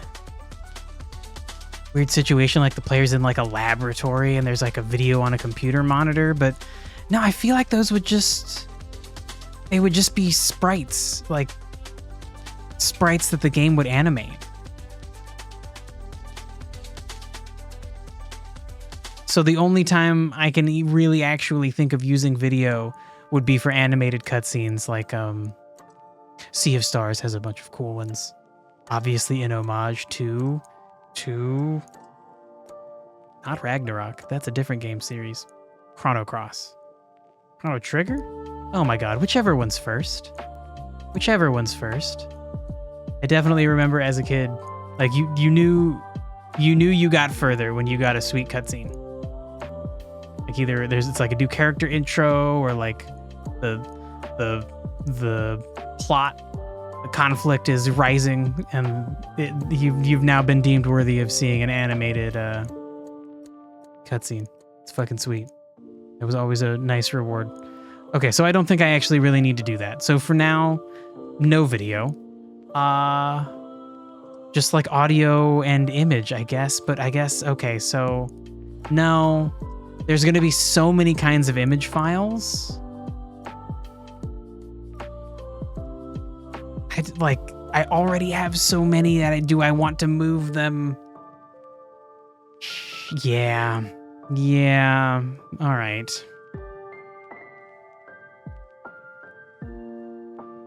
So ideally we'd have audio files and image files. I think as far as assets, that'll basically be everything.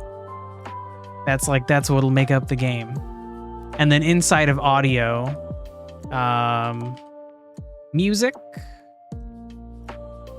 and then sound effects.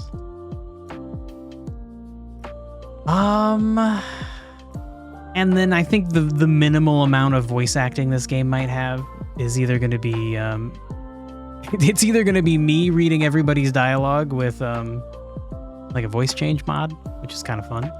Very stupid, but fun. But more likely, I think it might be I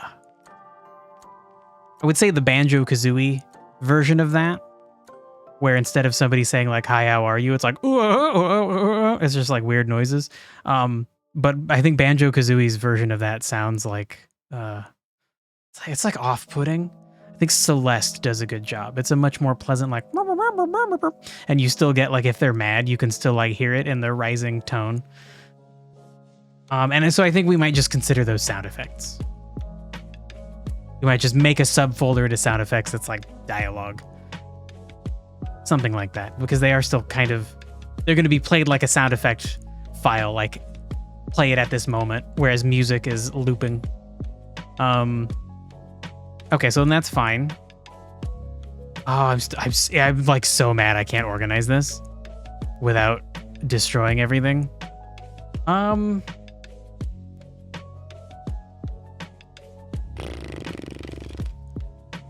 Moving. Oh, there's a K-drama called Moving. Moving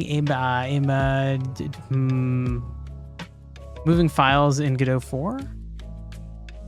How about moving tile set file? Not how to create. No, I need to move them. Moving one tile in a tile map.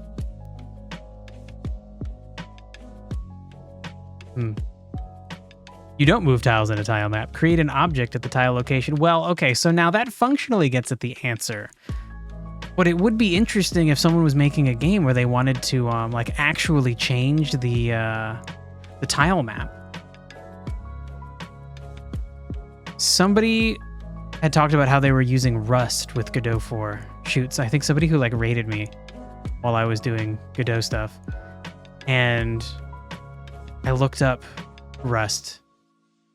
And one thing I saw that somebody was like, this is like what Rust was made for, is they wanted to have characters like fight and spray blood all over the tile map. And then they were using Rust to update the tile map and to then like have bloodstains on it and shit. So maybe the answer this person's actually looking for is figure out how to use Rust. Apparently it does that very efficiently. Sounds cool. I don't think I'll ever need that. Sounds cool though. Okay, so maybe...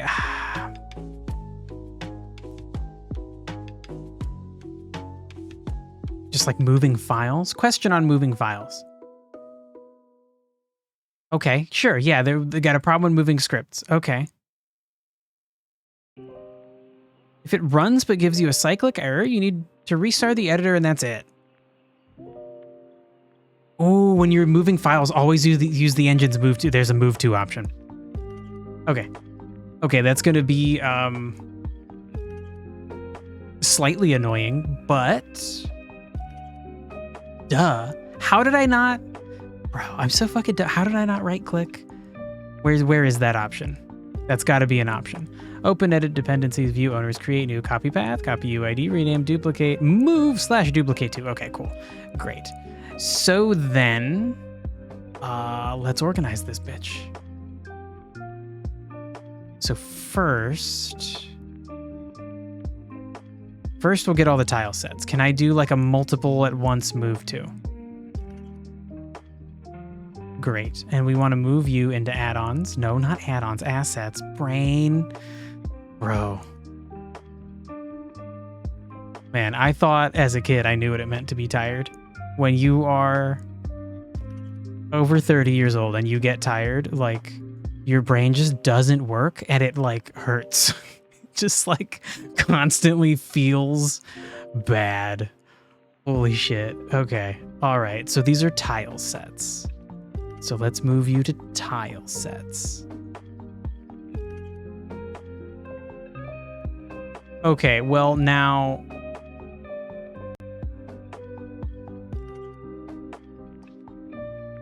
it crashed again. I did what the internet people said, though. I did what they said. Nobody on the internet is wrong. Not ever. How could this be? Okay. Well, though. I can't pan the camera. I can't fucking pan the camera again, bro. Ha ha ha. Oh, now I can. Okay. All right. Okay. Maybe we take it. Oh my god, bro. Okay. All right. Fuck. Okay. Yeah. No, that's fine. That's fine. So let's start thinking about this more.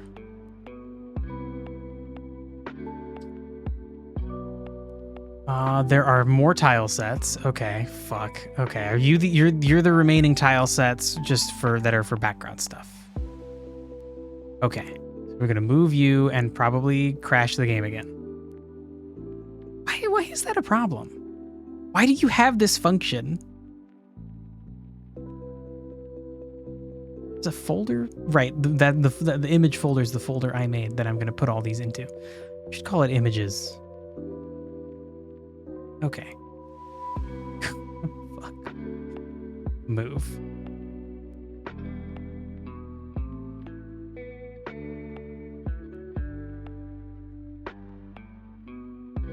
Okay, we didn't crash. All right, look at that. Great. Okay.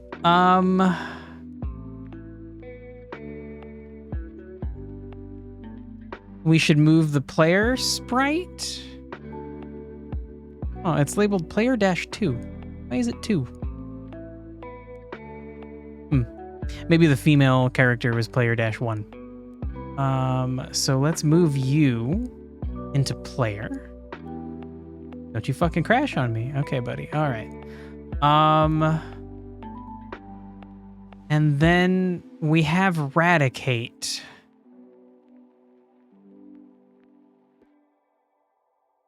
Right, I made him a sprite sheet. First, I downloaded all of the sprites from some website as individual things, and I was like, "Can I make this work?" And then like all the things online were like, "Just do a sprite sheet, dumbass."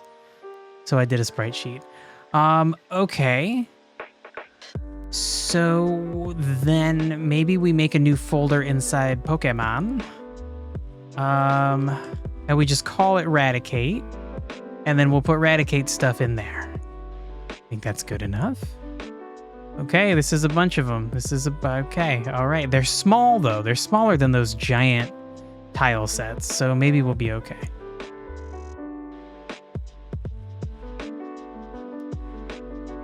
Here we go. Great, okay, cool. Still alive, all right. This is worrying me. Are there any images down here? Oh, the bush sprite. Fart. Okay. Oh, right, and then something I haven't used yet. Okay, so then let's do this bit by bit. We'll take the two of you. Oh, and the icon, I guess? I don't know. Maybe I should just delete this stupid default icon. It's cute. They give you a little image file to work with. It's an SVG. I don't even know what that is. Not a PNG, not a JPEG, not a BMP. Weird. So we want to just put these into assets for now. Great. Okay, so now what? Right, I was thinking of using this thing that I downloaded as just like a book, and I was going to use that as like a basic menu background, just to have I need something to come up when the player pauses the game to like, there's pause, like the thing that stops the game from functioning, freezes everything, lets you adjust your video or audio settings, not that menu, the like in-game player going through his bag or looking through his stuff menu. I was thinking of, for now, just having the background be this little fantasy book that I found online. So I guess we could include that in UI.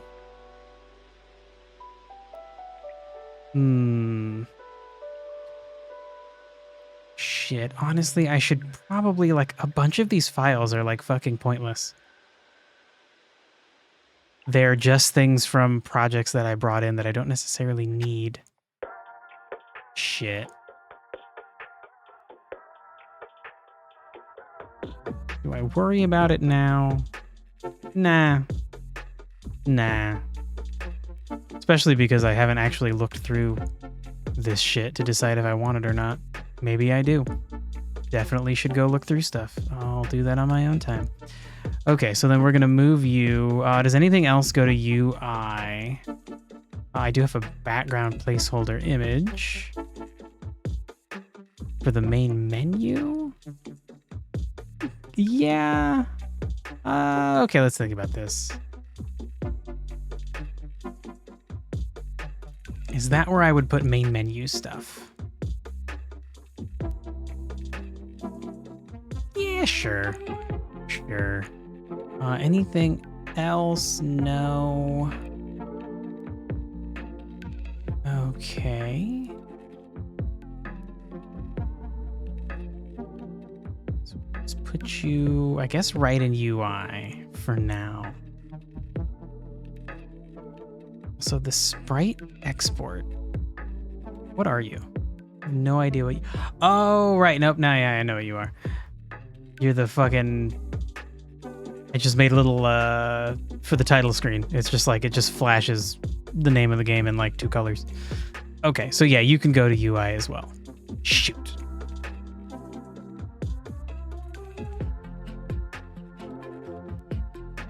Okay.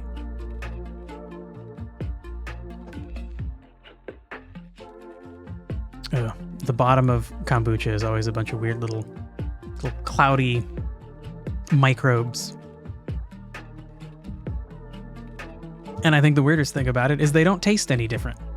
You can drink it, and it just tastes the same as the top of the kombucha. You just drink a bunch of weird cloudy microbes, and like, yeah, that's the point. They're good for you, but it's weird that they don't feel like anything.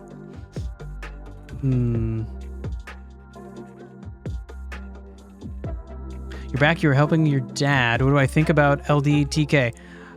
I think you replied. Maybe not.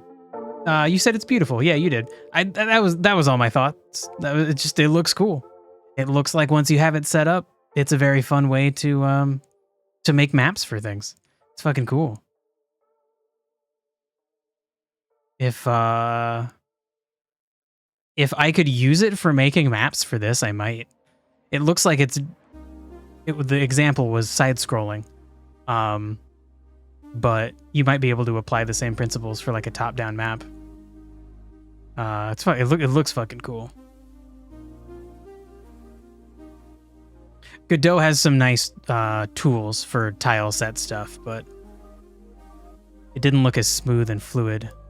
Or sorry, the LDTK looks more smooth and fluid than I know Godot to be. That might not be the case though. Okay. How are we gonna restructure this? I think it might be time to put everything inside of images. Let's call it images. So, we're gonna go a little bit at a time. Can I show you what I'm making? Okay, so currently, nothing special. Currently, this is like the example. Oh my god, I can't pan again. Godot. All right, well, that's annoying. I'm moving files and Godot is not happy with me, so it's not allowing me to pan the camera. Currently, I have a tiny island environment because all that I'm doing first is trying to get the behavior trees for all of the Pokemon to function correctly. And then once they can seek out food and seek out water, then I'm going to start actually designing like levels, areas. So for now, very simple, but it's basically like Pokemon. It looks like Ginger Island from Stardew Valley. Well, that's interesting. I fucking love that place. That was a great surprise. But it isn't. Yeah.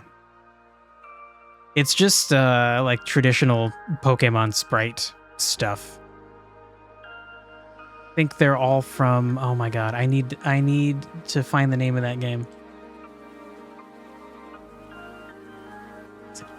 Pokemon Essentials? There is... No, that was a guide. There is some Pokemon game that is available online that combines like all of the Pokemon. And you can use their assets for free. Hey, I can pan again. All right. So it seems like when it's restructuring the file system, it does not want me to pan. It's very weird. So anyway, the things I would be making would be very simple like this. Top down, I think the term is like oblique perspective or something. The camera doesn't turn. It's not bird's eye view. It's like a little bit away from bird's eye view. Very far away from side scrolling. Almost bird's eye view, but not quite. So yeah, something like that LDTK might work for, but maybe not. A side-scrolling game is much simpler, where it just has like background and then foreground elements to it. Whereas this map design has like multiple layers with multiple different kinds of areas, like deep water, shallow water, sand, which goes up to rock. Oh, there should be some grass. Wow, I don't have any grass. I deleted all the grass? Huh. I vaguely recall doing that, but not really well. So anyway, LDTK might be a little bit too simple. I don't know, though. I'll have to look into it, because that thing looked really cool. Okay, so we're moving the Pokemon folder into images. Please don't crash. Okay, we're okay. Great. Shoot, okay, God, I kind of want to move everything into images, but... Good luck. Have fun. Don't die. Thanks, Cosmo. All right, let's just do it. This might crash. It's crashed twice already. Let's just make sure. All of these things are just images. Yes. Okay. Oh, what happens if you try to move a folder into itself? Hopefully it warns you that you can't do that. I think Windows warns you. Oh. Yep. Well. Fuck. Now, hopefully it went through.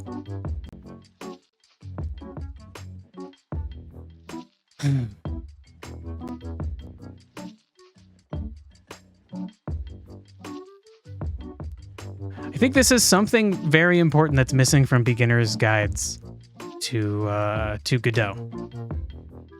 This should be like the first step is like, how big is the game that you're gonna make? Because like, if it's even like medium big,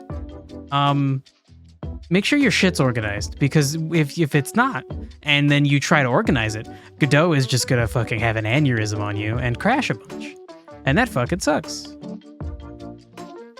Okay, so we'll just keep going. We'll just assume this worked. Bushes. I think I need to now make some new folders that are going to follow our class structure. So we need a props folder if we don't have one. We don't have one. I have one down here. Shit, that has sprites in it from a different project. Oh my god. Do I like C#? I know nothing about C#. I know a tiny bit about C and a tiny bit about Python, mostly from that CS50 course. Actually, they just got into Python. I haven't actually used C#, which I know Godot. For Godot, it seems like you either use GDScript or you use C#. I think there are ways to convert other languages into functional things for Godot, but I think Godot is mostly GDScript and C#. But yeah, I know nothing.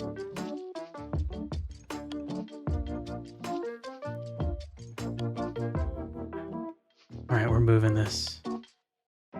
We're moving you to assets and to images. Yes. You think C# is really easy. It's like C++, but you don't know if I know classes. No, I don't. I know classes within the context of how Godot describes classes, which seems like it's just a way to allow things to inherit functionality, which might be how everything uses classes. I don't know.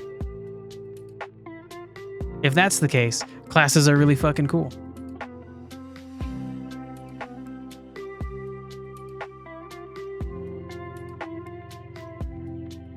So now we have props. And so then that's where I want to put bushes. Okay. Put it into props. Uh-oh. Bruh. This is brutal. Classes in C# are like boxes with data. Whoa. Yeah, that sounds completely different.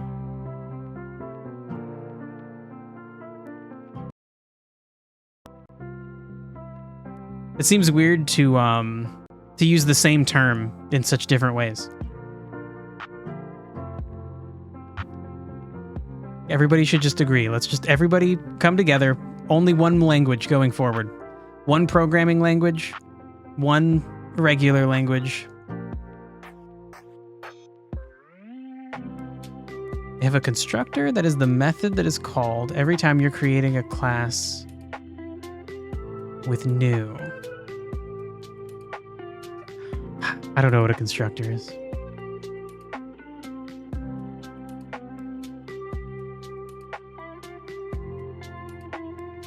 Based on my lack of knowledge, then that could mean that classes in Godot and classes in C# are similar. I don't know.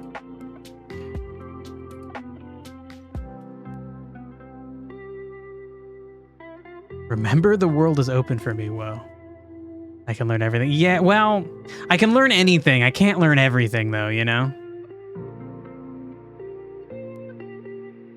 I only have so much attention and willpower.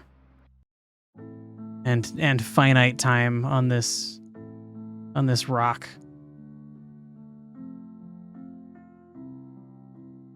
I need a place to put the boulder. So do I continue the structure? And then actually we need a static props section. Yeah, probably. All right. We'll go static props.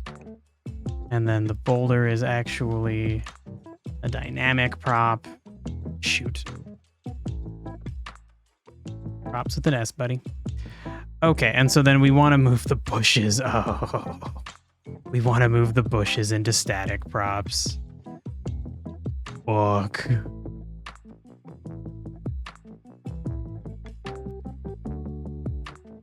Don't do it. It's really interesting. I know it's going to crash because for a moment, the music, at least for me, gets like crunchy and weird. Fuck. This is insane.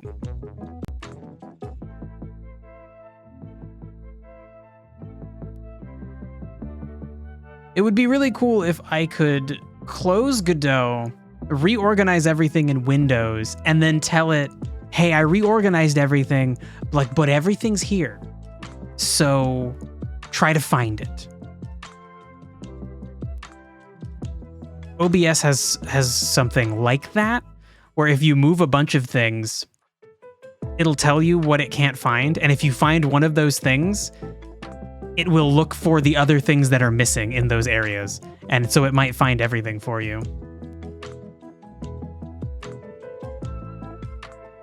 You have 30 problems that some variables can't be initialized.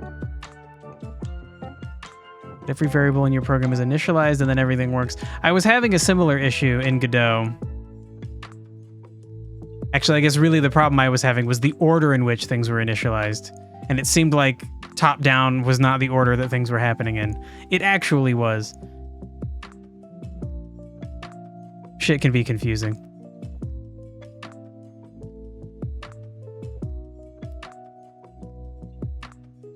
All right, Boulder. You're up next. You're going into assets. You're an image. You're going into props. And you're a dynamic prop. Okay. God, the switch and the tunnel opening. I don't know if I actually need. I think I want a miscellaneous folder for old stuff that I don't think I actually need.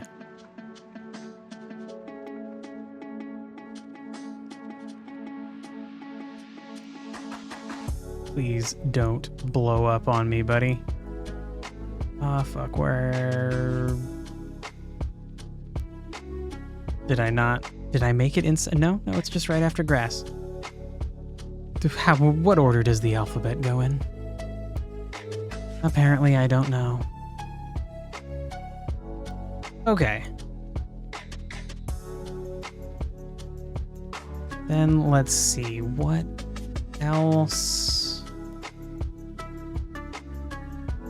I think I want to move flowers and grass into props. Same with trees. Water is a little bit difficult because it is part of certain props, but I think that is actually like tile set stuff. Oh, it's the animated water texture, right? I'm not actually using that currently. It would be part of tile sets though. Okay, so then we're gonna move you to props. Don't explode. Oh, a little bit of crunchiness. I think we're crashing. Yep. It just like crackles for a moment. That's so interesting. Hopefully that's not bad. That sounds like that might be like Godot causing problems in other parts of my like software environment, in other parts of Windows. Hopefully it's just like the processor's getting hung up for a moment. God, I have no idea. Oh my God.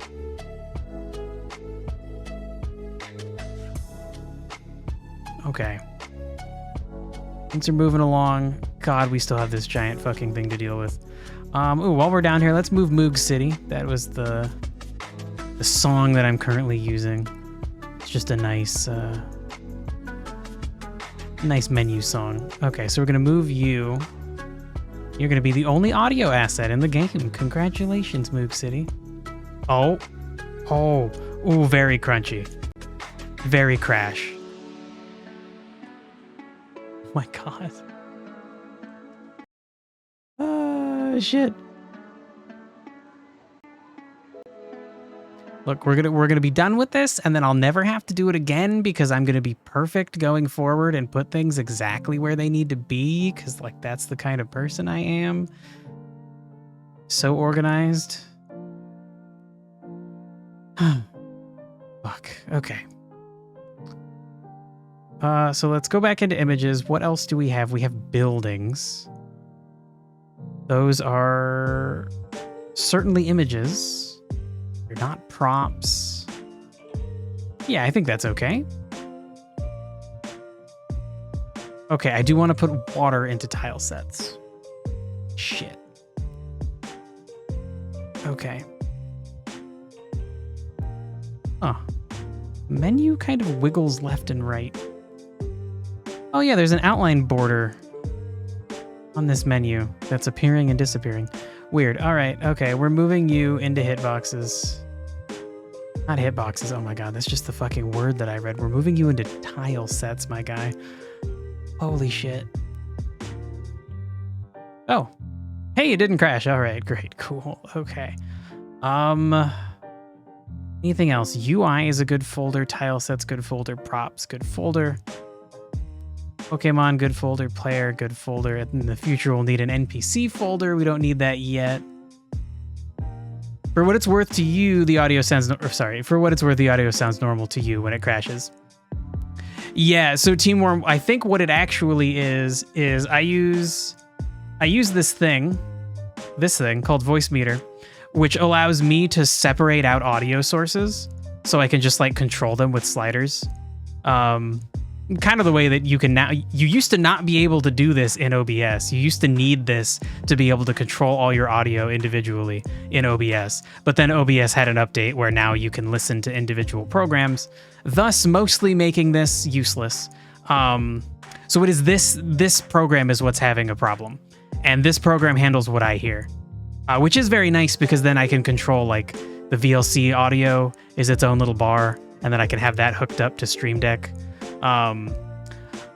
Annoyingly, Stream Deck has a way to just hook up your Windows, like your regular audio mixer, to control audio sources the same way, but it regularly malfunctions. So I thought I could ditch Voice Meter when OBS started having individually listenable, when OBS started having the ability to listen to programs individually. But no, of course not. Because the audio mixer doesn't work well. The native Windows one doesn't work well. Oh my God, I can't talk. So yeah, it's Voice Meter that's getting weird, and I have to reset it.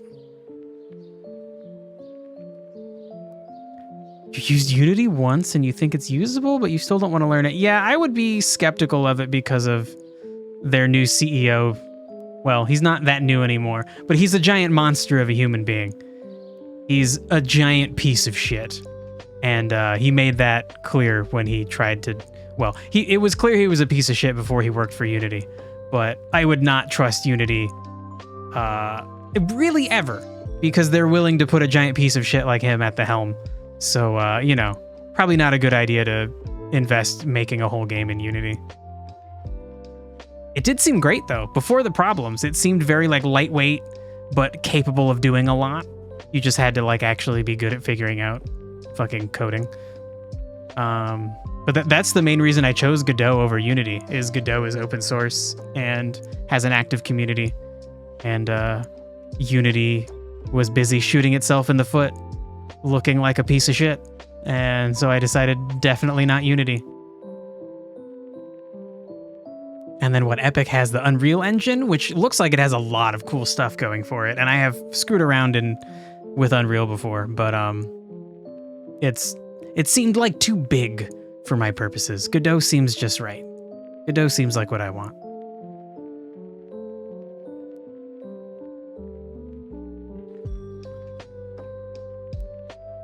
Buildings. I guess you're not really a prop. Sure, okay, buildings you can just stay, and then I think we're good. I think everything's good. Okay. Okay, cool. And we'll just keep going. Oh, hey, small brain. You didn't want to go with Unity in case they suddenly look you over by changing their licensing. Yeah. Yeah.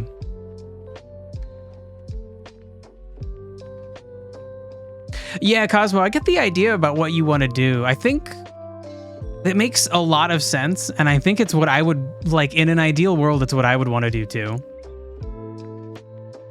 And yeah, relying on other libraries makes a lot of sense, but still making everything from scratch sounds really fun. And it sounds like you would learn more doing that than you ever would if you made, like, you could probably make like a dozen games in Godot and learn less than what you would learn if you make everything yourself, minus some functions that other people have figured out. My God, I don't have the bandwidth for that.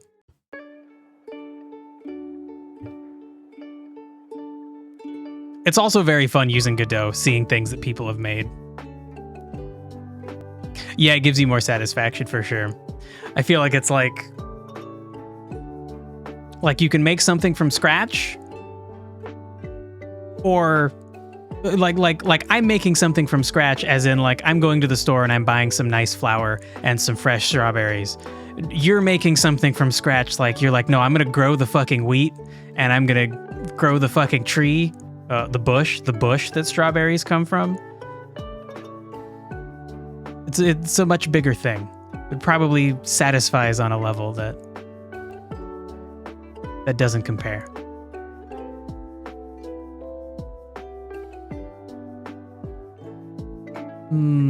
Okay, so singleton scripts should just go inside of scripts. Please don't be mad about this, buddy. Great. Oh, shoot. Okay, so these are scripts that are specifically for,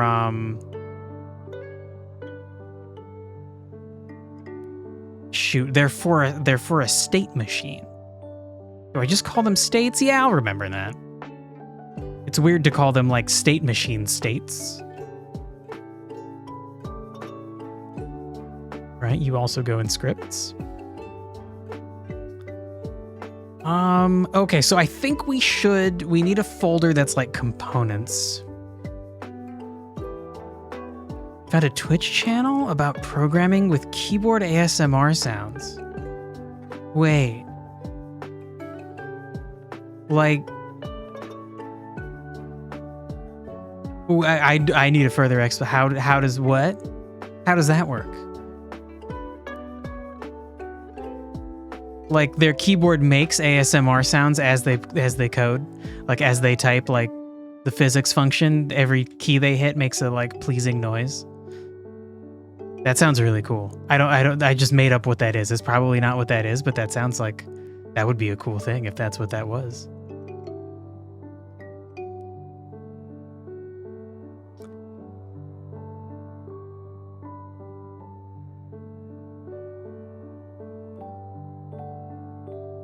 It is components. Okay, great.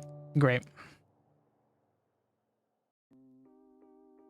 It's really similar to a YouTube channel. Keyboards are the same. You share a channel name with me if you want to see. Yeah, sure. I'd like to see it. I feel like you could explain it. You don't watch ASMR ever, and yesterday YouTube recommends you an ASMR Crush Finds Your Diary video. Wait. Ooh. Okay, no, but like ASMR videos are like, I'm gonna make eating noises, or I'm gonna open and close stuff. I'm gonna take this weird putty out of a container and it makes a cool noise. So not only is the video is about, you know, the crush finding your diary, but like those are the noises you hear. Like she finds your diary and then she like reads it to you. She like reads it to you in like ASMR whispers or something. Okay, let's check out the YouTube channel.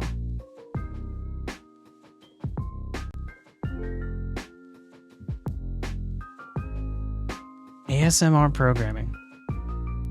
I don't understand. Let's find out. Let's find out what the hell this means.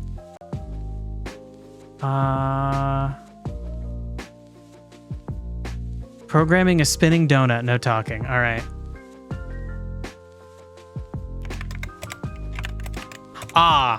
Duh. It's just the noises of the keyboard are nice. I see. Yeah. Yeah. I get it. All right. At the right volume, that shit's good. Oh, come on, Team Worm. Click the video for science, bro. Fucking do it. You coward. And then, you know, tell me about it. Okay, so I think for now we're done with assets, although you might argue components will be an asset, but maybe not. Can I just, no, don't drag. You always gotta move. So we wanna move the hitbox and the hurtbox. We're moving that into components because those will be components. Crackly audio.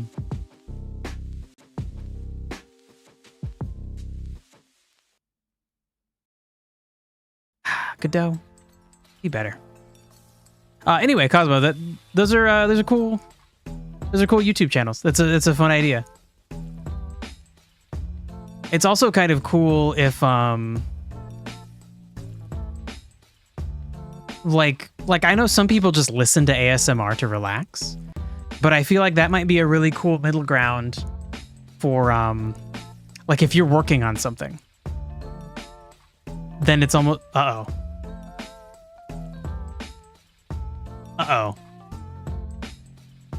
It couldn't open hurtbox.tscn.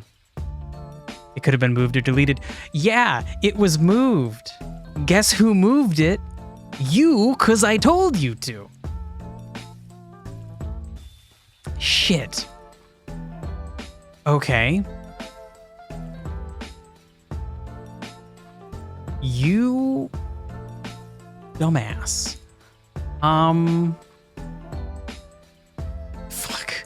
Okay, I mean, we got this far. Okay, we don't care about scripts, we care about components. Do I just move you back? And then try moving you again and hope it doesn't crash? Fuck.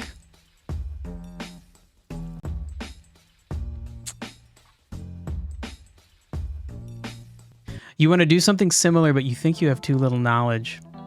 Yeah.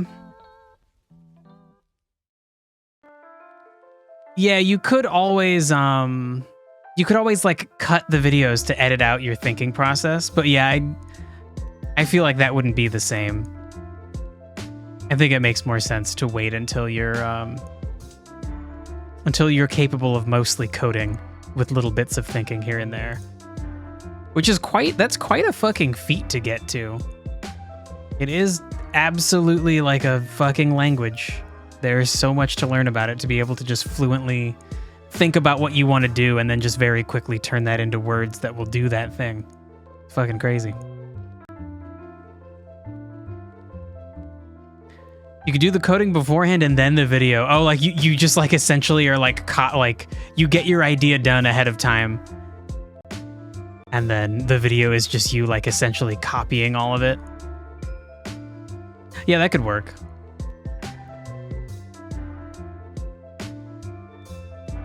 Also, you could maybe reorganize. You could add some nice comments to it, potentially. I think that could be a good middle ground.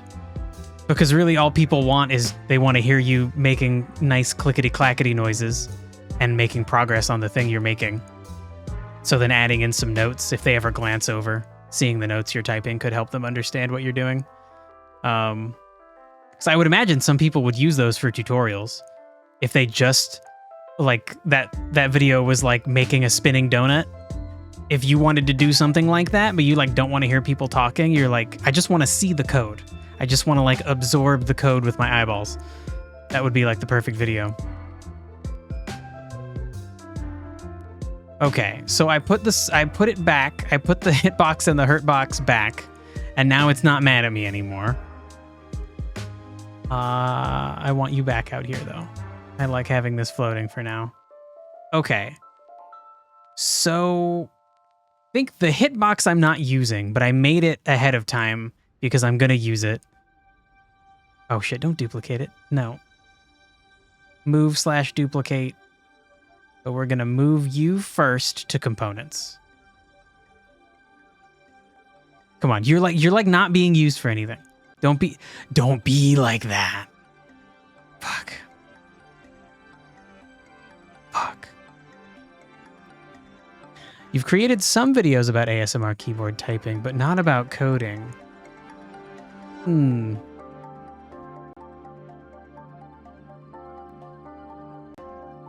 I would imagine that coding... To me, coding seems like it would make for a nice ASMR video because of the pacing. You probably have a nice, like... You have a little section where someone's typing clackety clackety clack and then they kind of stop. You get a nice like return in there because it's a bunch of lines, short lines, not like long paragraphs. So you'll have like a nice...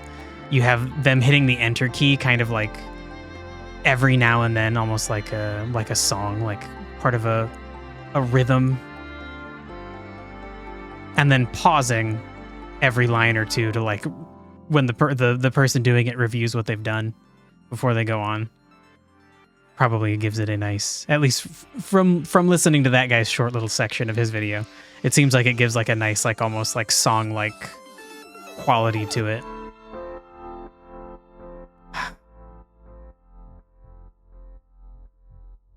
Okay, Hurtbox, you, like, I actually need you. I actually need you to do this and not fucking break. It's gonna fucking break. Motherfucker's gonna fucking break. Oh, I don't want to do it.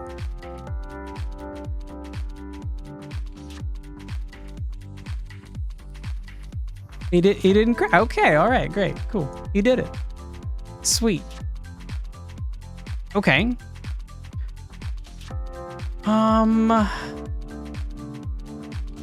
Okay, so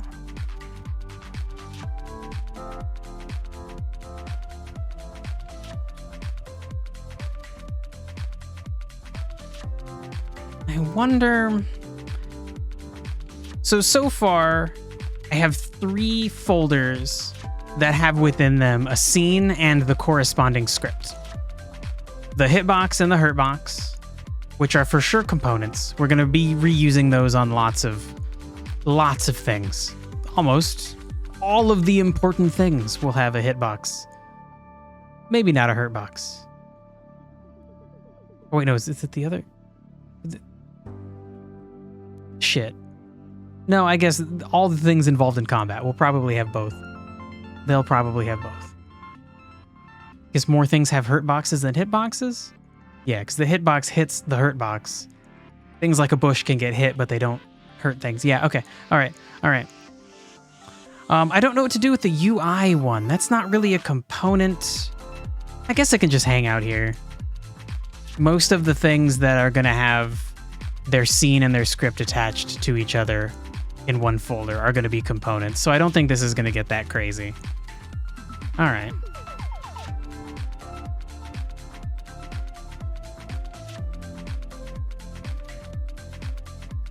Ooh, yeah, Cosmo. That's probably a good idea to get practice. If you're trying to make a game that's like Celeste, just making levels in Celeste is probably a good idea. If the mod is easy to use, That would probably be fun.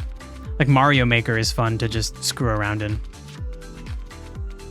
It's not a mod, but a mod loader.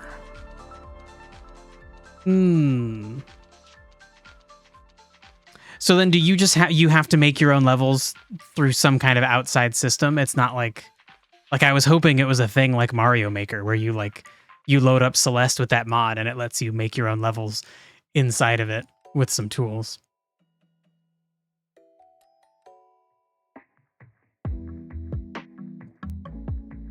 Okay, so it does have a map editor. Okay. Then yeah. That's probably a good idea.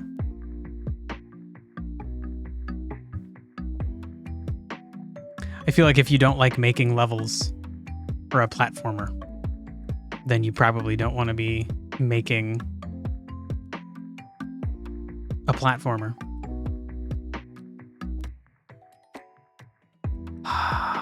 Shit. Okay. It's time to put these things in the right places.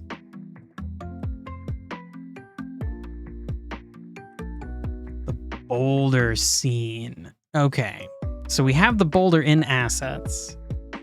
I don't think I want the scene with it. So then we should probably just have a scenes folder.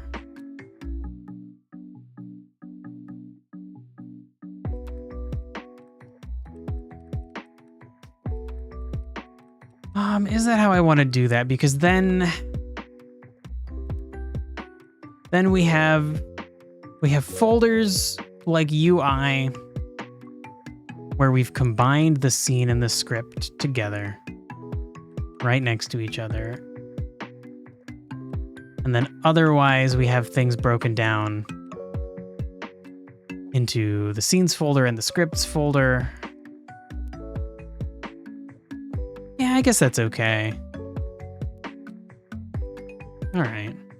Let's see how this feels. All right, I'm gonna fucking move you. Please don't crash. If you crash, I might just be fucking done with this. I'm fucking tired of this shit. At least it still makes progress every time, but God, it's so annoying.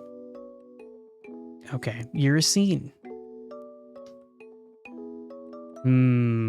Hold on. The scene folder should probably have some structure.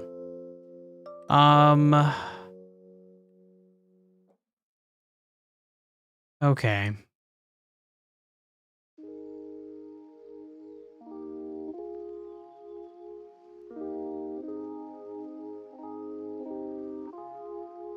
Yeah, shoot, should I call it seeds or should I call it nodes?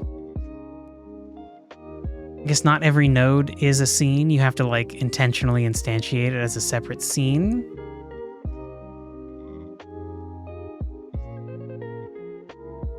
And then it exists as a scene in here, but you can have objects that are nodes and then they'll have a script. How do I want to handle that? Just have them in scripts and then maybe I would have a folder that's like levels. So essentially the major scenes for the game is like there's a main menu and then we're going to have a bunch of levels.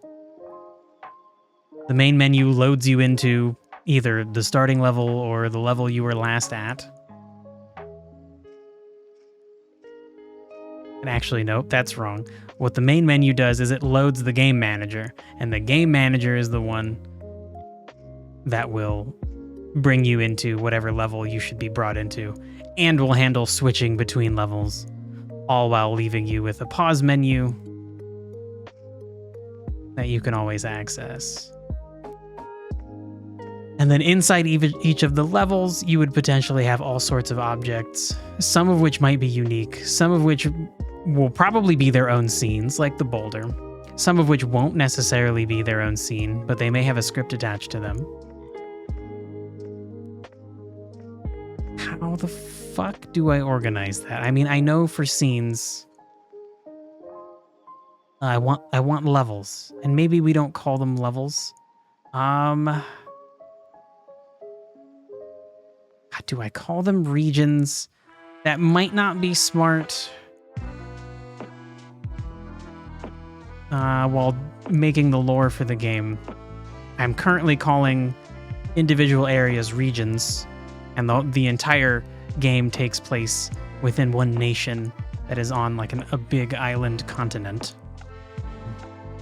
But Pokemon uses the term region to be like essentially like a nation. The Johto region, the Kanto region. The first game is all in the Kanto region. Shit. I could call them zones. Sure. Fine. Fuck, I hate that. I'll get used to it. That's the best choice. Word-wise, that makes the most sense.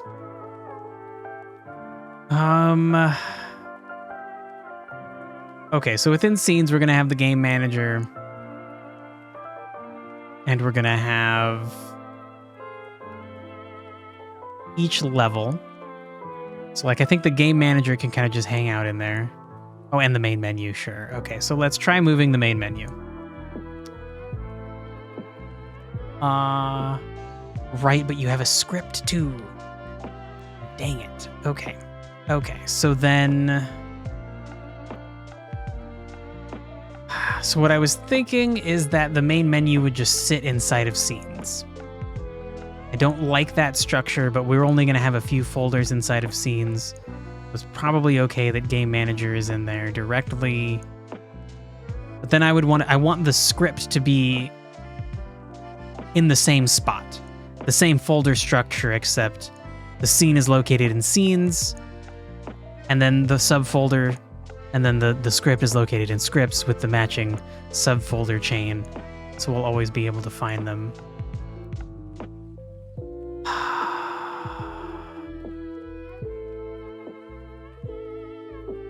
Okay, so then yeah, I guess I could just put them in miscellaneous. That's fine.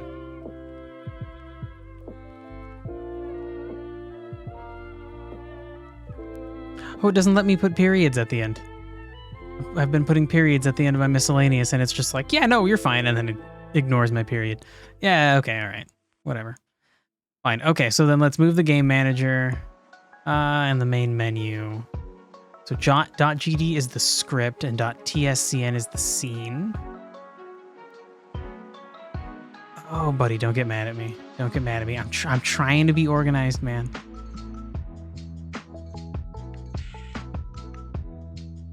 Okay, we're cool.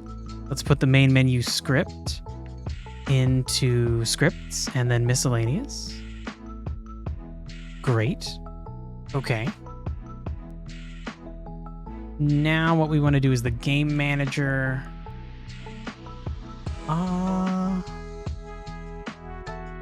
Game manager, you don't have a script, my guy? Or did I name it something weird? Oh. No, that's the main menu. Game manager does have a script. Is it just called game?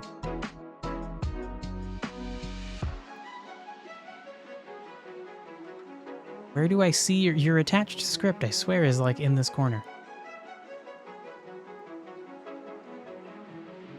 I guess no, I can just read its name right there. You just read the name right there, bro. It is game _ manager. Okay. Maybe that was the mistake? So then game manager is the scene and it doesn't have a underscore? Where the fuck are you, bro? No, it's just called game. It's just called game. That's the thing that's just called game. The scene is game. The script is game manager. Okay, I hate that. That's okay.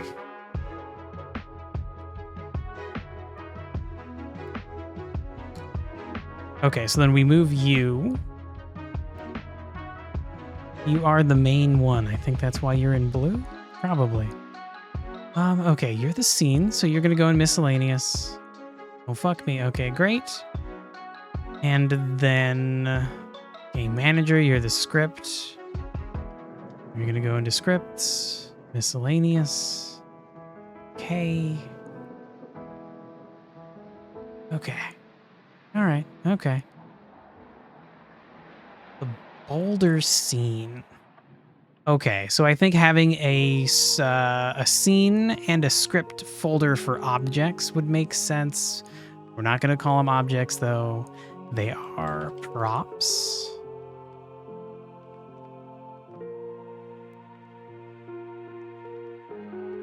Okay. So then boulder scene. Go into the scenes props folder. Ooh, I really thought we were going to crash there, but no chunky music, so we're good.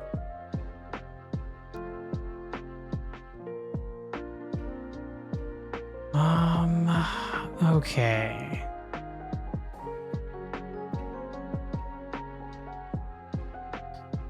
Ooh, it's really tempting for time to just try and grab a bunch of things at once. Okay, when we get to eradicate stuff, maybe. But I guess for now, I'll just keep going individually just to see. The things might crash. I would rather do one thing at a time in case there's a problem. Okay, so then Bush, you are a script for a prop. You? No, we're in scripts. Yep, so we're already, that was good. We were good. Okay, you're a script for a prop. Izzo got.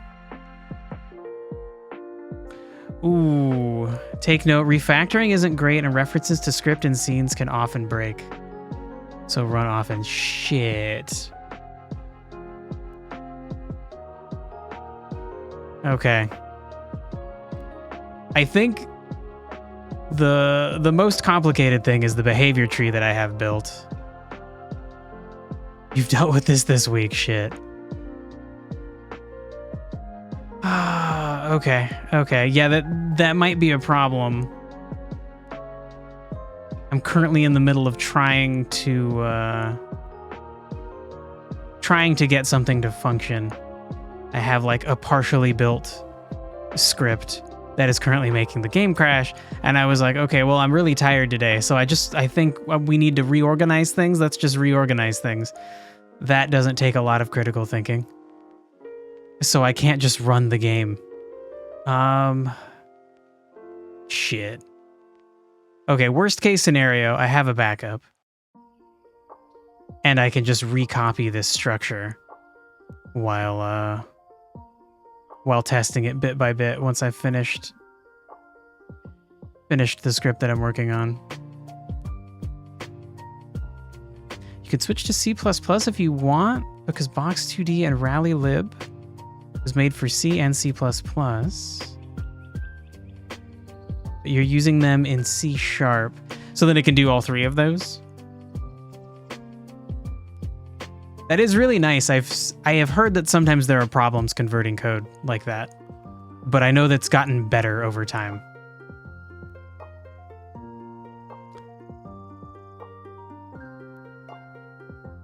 You can double check the scenes when you open it. Check the exported properties from the attached script if you have any. Yeah, in many cases I do. You can check to see if they still show up. Okay. If they don't show up, I can just reattach a script, right? I just have to hunt it down in my new file structure, which should be easy because it's organized now. Okay. Yeah, if that's all that's going to happen, that's not the end of the world to me. It should be okay. Whoa, okay, wait, Cosmo, what? So you're not talking about converting the code as a whole, but using those libraries in other languages. Okay, if each library is written in multiple languages, then it would be fine.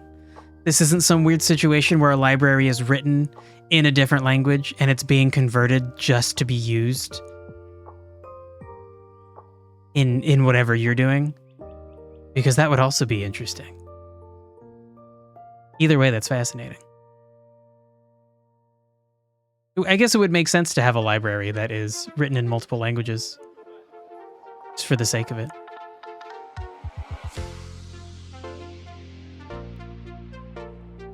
If you use nested resources in those exported properties, they also include the reference of the URL to the script for each resource element.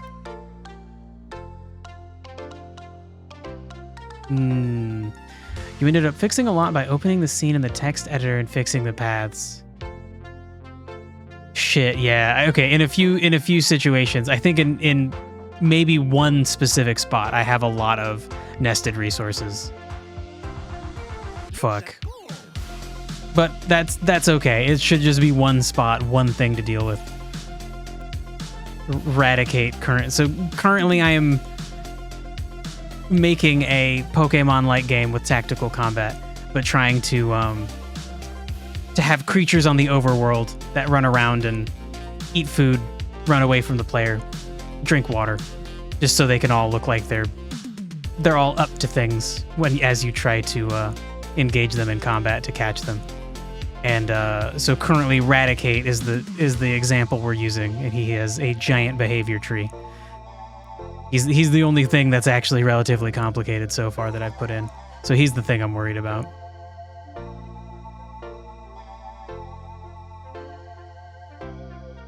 You mean that C# has box 2D sharp that is box 2D, but in C#? Cool, okay. Yeah, that's cool. Dang, then it would probably be best that I don't open it in the Godot editor. Or else Godot will just remove everything. Holy shit. Okay, well, we'll find out when we get there. And worst case, like I said, I have a backup. Open it in VS Code. Is that just a text editor? I think the only text editor that I have is Notepad++. But yeah, I'll make a note for VS Code. Thanks for the info.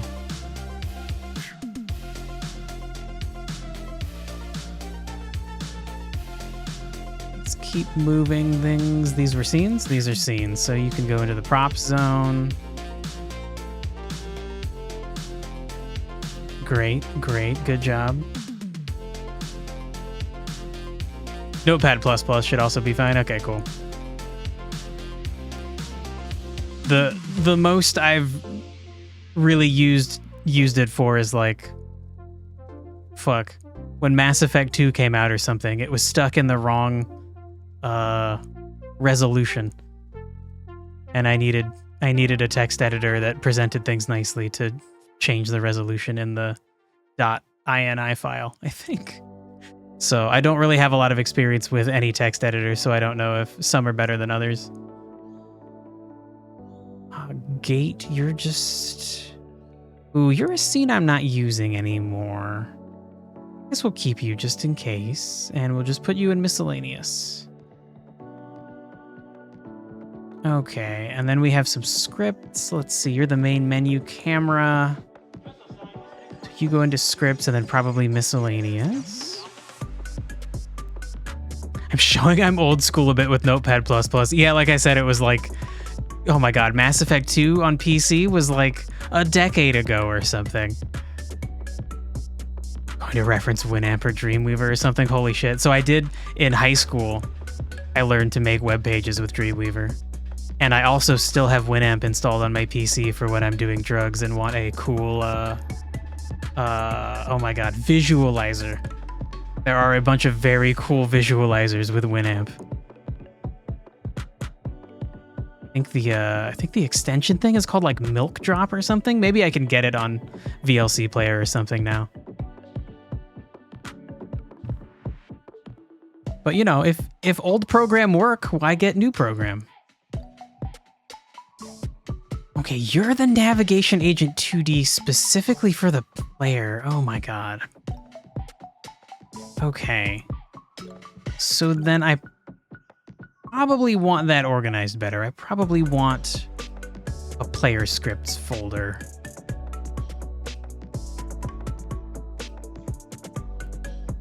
Yeah. That should be good. And then I guess just to make sure that is the case, right? No, the navigation agent is for Eradicate, right? Because that's how he reads the navigation there. Okay, all right. People don't know the amazing days of playing the Windows XP pinball with Windows Music Visualizer effects. I don't know if I ever looked at Windows Music Player's visualizers, but the pinball game is fucking sweet. Greg, you are right in my way, girl. No, not that. Okay, well, yeah, I think. Right, no, you weren't in my way. Never mind. I lied. I closed it. I didn't minimize it. All right, so the nav agent is actually for Eradicate. So that's going to be an NPC script, and great, we already have the structure. Okay, so then this is specifically for Eradicate. Script, NPC, he is a symbiote. He gets his own folder.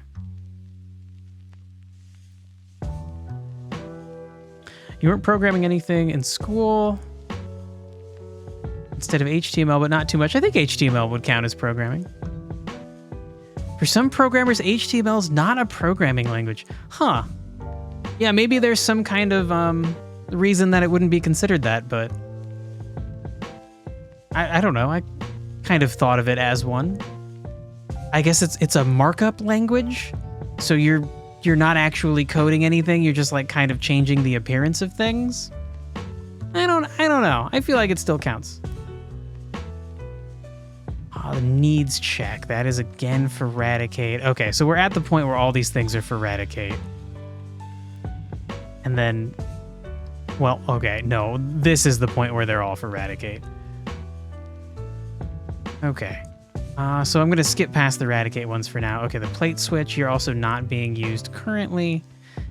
We might use you, though. And so then that is going to be a scene. I should just go through and grab all the scenes, probably. That seems like the thing to do. And you're just going to go in miscellaneous for now.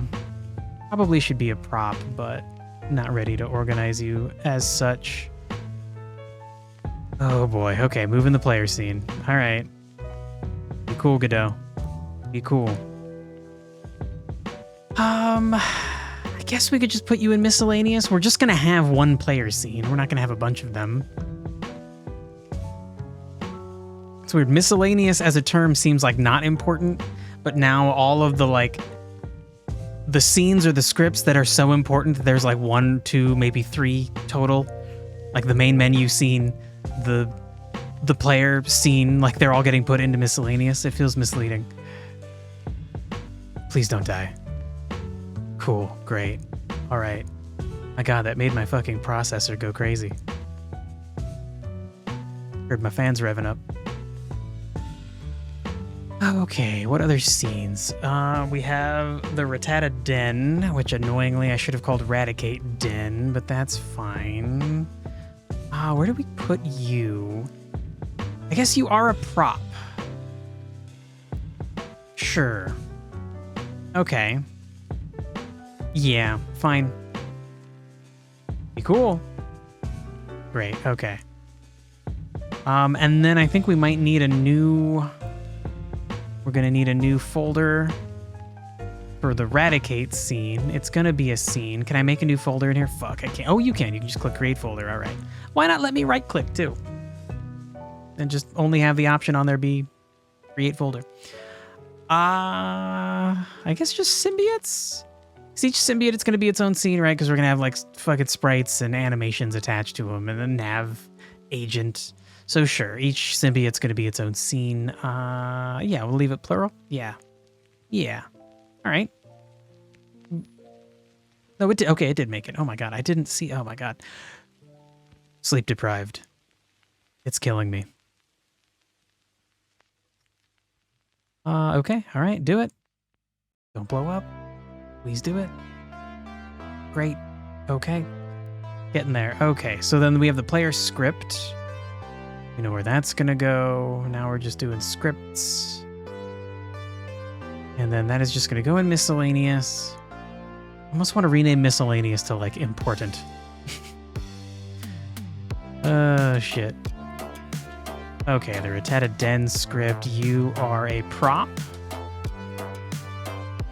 There should be prop scripts. Yep. Yup, okay.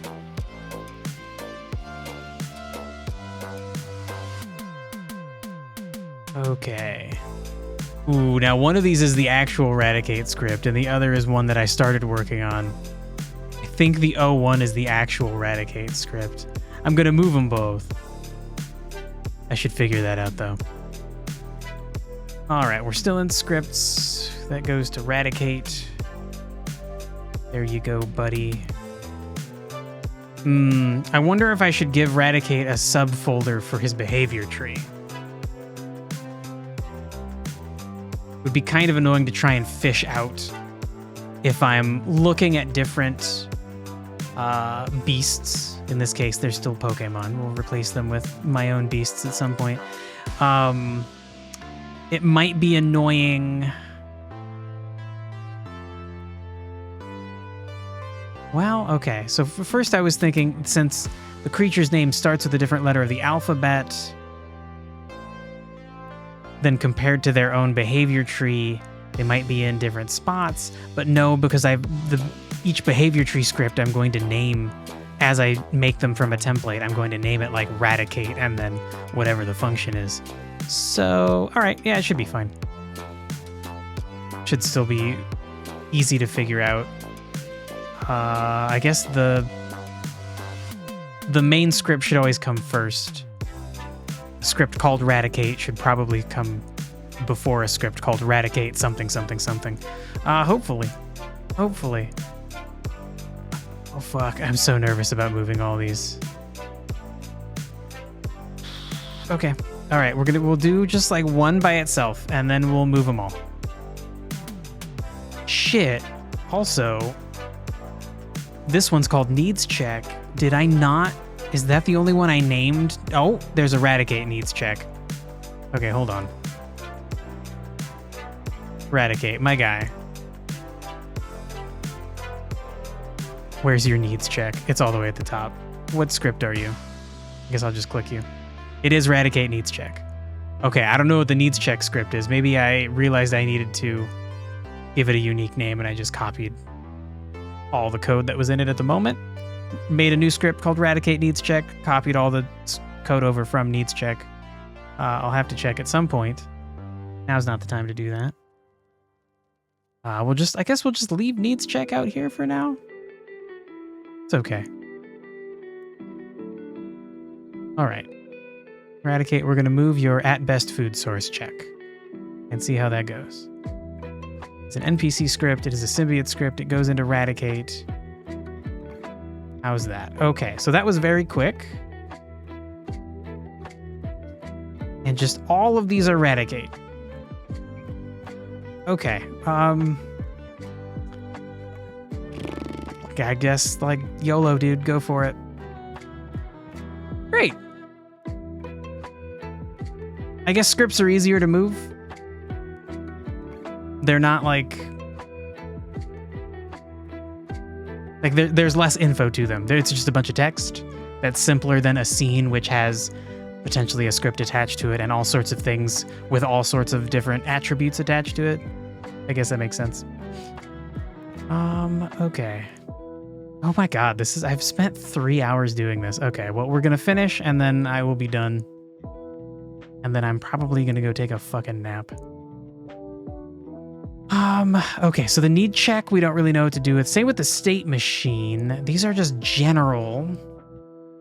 I mean, I guess I can just put you in scripts and miscellaneous. I'm afraid I won't remember that I want to keep working on the state machine because once I have reorganized things to use components as much as possible, then the behavior tree will just be telling Eradicate to shift between various states. Is there a good place for you? Maybe templates? Do I have a template spot?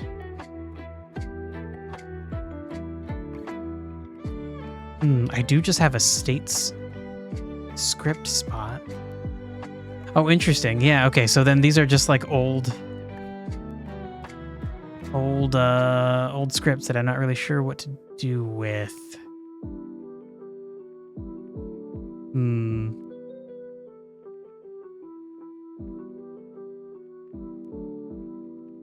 Okay. I'll just put it in with states for now. I'll put it in with the other state machine stuff. Clearly only one or two of them is actually relevant.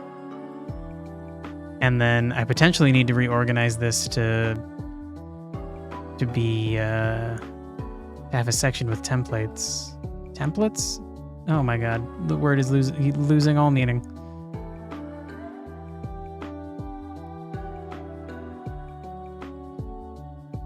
I moved the needs check. You didn't want to move the needs check, bro, but actually fine.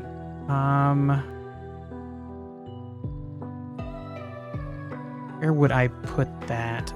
That would potentially be in a template. So that would be, it's a script, and then it would be a symbiote script, and then it would be in templates. And then I guess actually we need a folder for just general scripts. Whether you're a carnivore, a detritivore, an herbivore, or a primary producer, as a creature, you will still be checking your needs. So fine, new folder. Universal? Maybe universal. That's maybe not the best one. Whatever. Okay, state machine. Get your ass into the right spot. Into states. Great. Okay, so now we're back to having scenes and scripts. Tall grass. Right, you were the thing I was fucking around with to just have some tall grass animated. Okay, so we'll definitely keep you. I don't know if you'll actually be what I want. If I remember right, this was done in Godot 3, but with like one quick tweak. It worked in 4, and I still need to bring in my own assets for it, but it's probably worth keeping. God, it's just so much organization. Okay, let's collapse some things. Nope, not that one. That was the one thing to not collapse. Okay, so tall grass is a prop. This is scripts. It is the tall grass script. All right, we'll put it in there. Great. Okay, now the tall grass scene. You know what? No, let's go through and do all the scripts. A script for the water pool, right. Or the animation. And then what else? Oh, yeah, what else? What other functionality was in there? I don't remember. All right, well, keep it. Go through, do some housekeeping later. Okay, so you're also a prop. Yeah, the water pools are also props. Yeah. Okay. And then the script for like the main world file is the current level, the only level we have. That just goes into, oh, I don't have one. I guess we need a level script area. We are calling them zones. Is it fucking Sonic calls their levels zones? Sure, Green Hill Zone. Yeah. All right. That makes me feel slightly better. Okay, great. So now all we're left with are scenes. Oh boy, nervous about moving the world scene. Let's do it. Collapse scripts, open scenes. We have zones. So we already have zones. Okay, do it. Great. Let's see. These are both props. So is the tall grass. Okay, so we'll move all these to props. Within scenes. Okay. Okay, and then the tile maps. We currently have the small island one and then the giant world.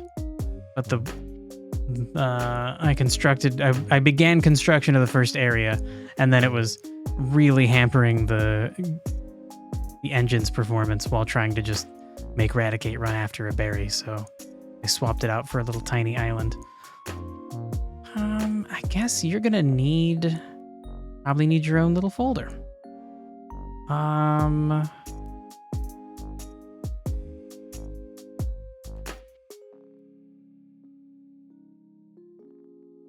Right, you can't right click. Gotta click create new folder. I guess tile map?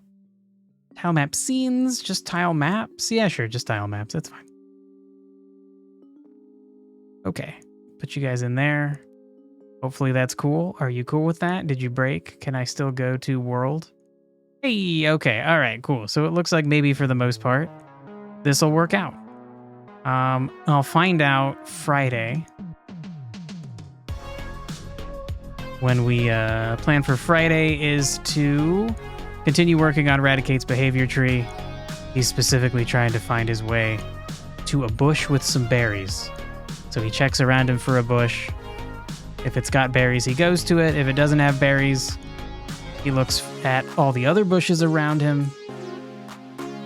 And then if there are no bushes around him, he's got to relocate and then check out the bushes again. That's the thing that I'm like, I'm not really sure how to do that. We're going to send him to just like a random place in his nav mesh? I don't know, like a random spot that's within so many pixels, I guess. I don't know. I need to think about that more, but I've got a portion of a week to think about it. Okay, shit. So I'm going to go take a nap. Thanks for hanging out, dudes. I hope you enjoyed my desperately needed housekeeping stream. I'll be back tomorrow working on lore for this game. I think we're designing one more god. And then after that, Thursday is going to be more lore. I think it's time to finally start making beasts, which, boy, I'm nervous about. Like, I've got a few ideas, but like, I've got to come up with like a lot of cool monsters. And then I got to figure out like who's gonna draw them. Is it gonna be me? Because I'm really bad at drawing things. I guess it's time to get good. I don't know. The lore streams will eventually, that slot will become me doing pixel art. I'll have to make it work. I don't know. Maybe some kind soul will come along who can do art and will make me a few. I don't know. I'm not above begging and groveling. Holy shit. And then so Wednesday, Thursday, lore stuff. Friday, we'll be back to trying to get Eradicate functioning. And hopefully this little cleanup didn't just ruin my whole game. If it did, we have a backup. But also that means I wasted like 3 hours of my life.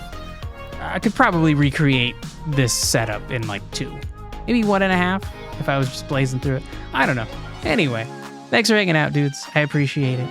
Have a nice day. Take care. I hope to see you around. Where's my end button? There it is. Goodbye.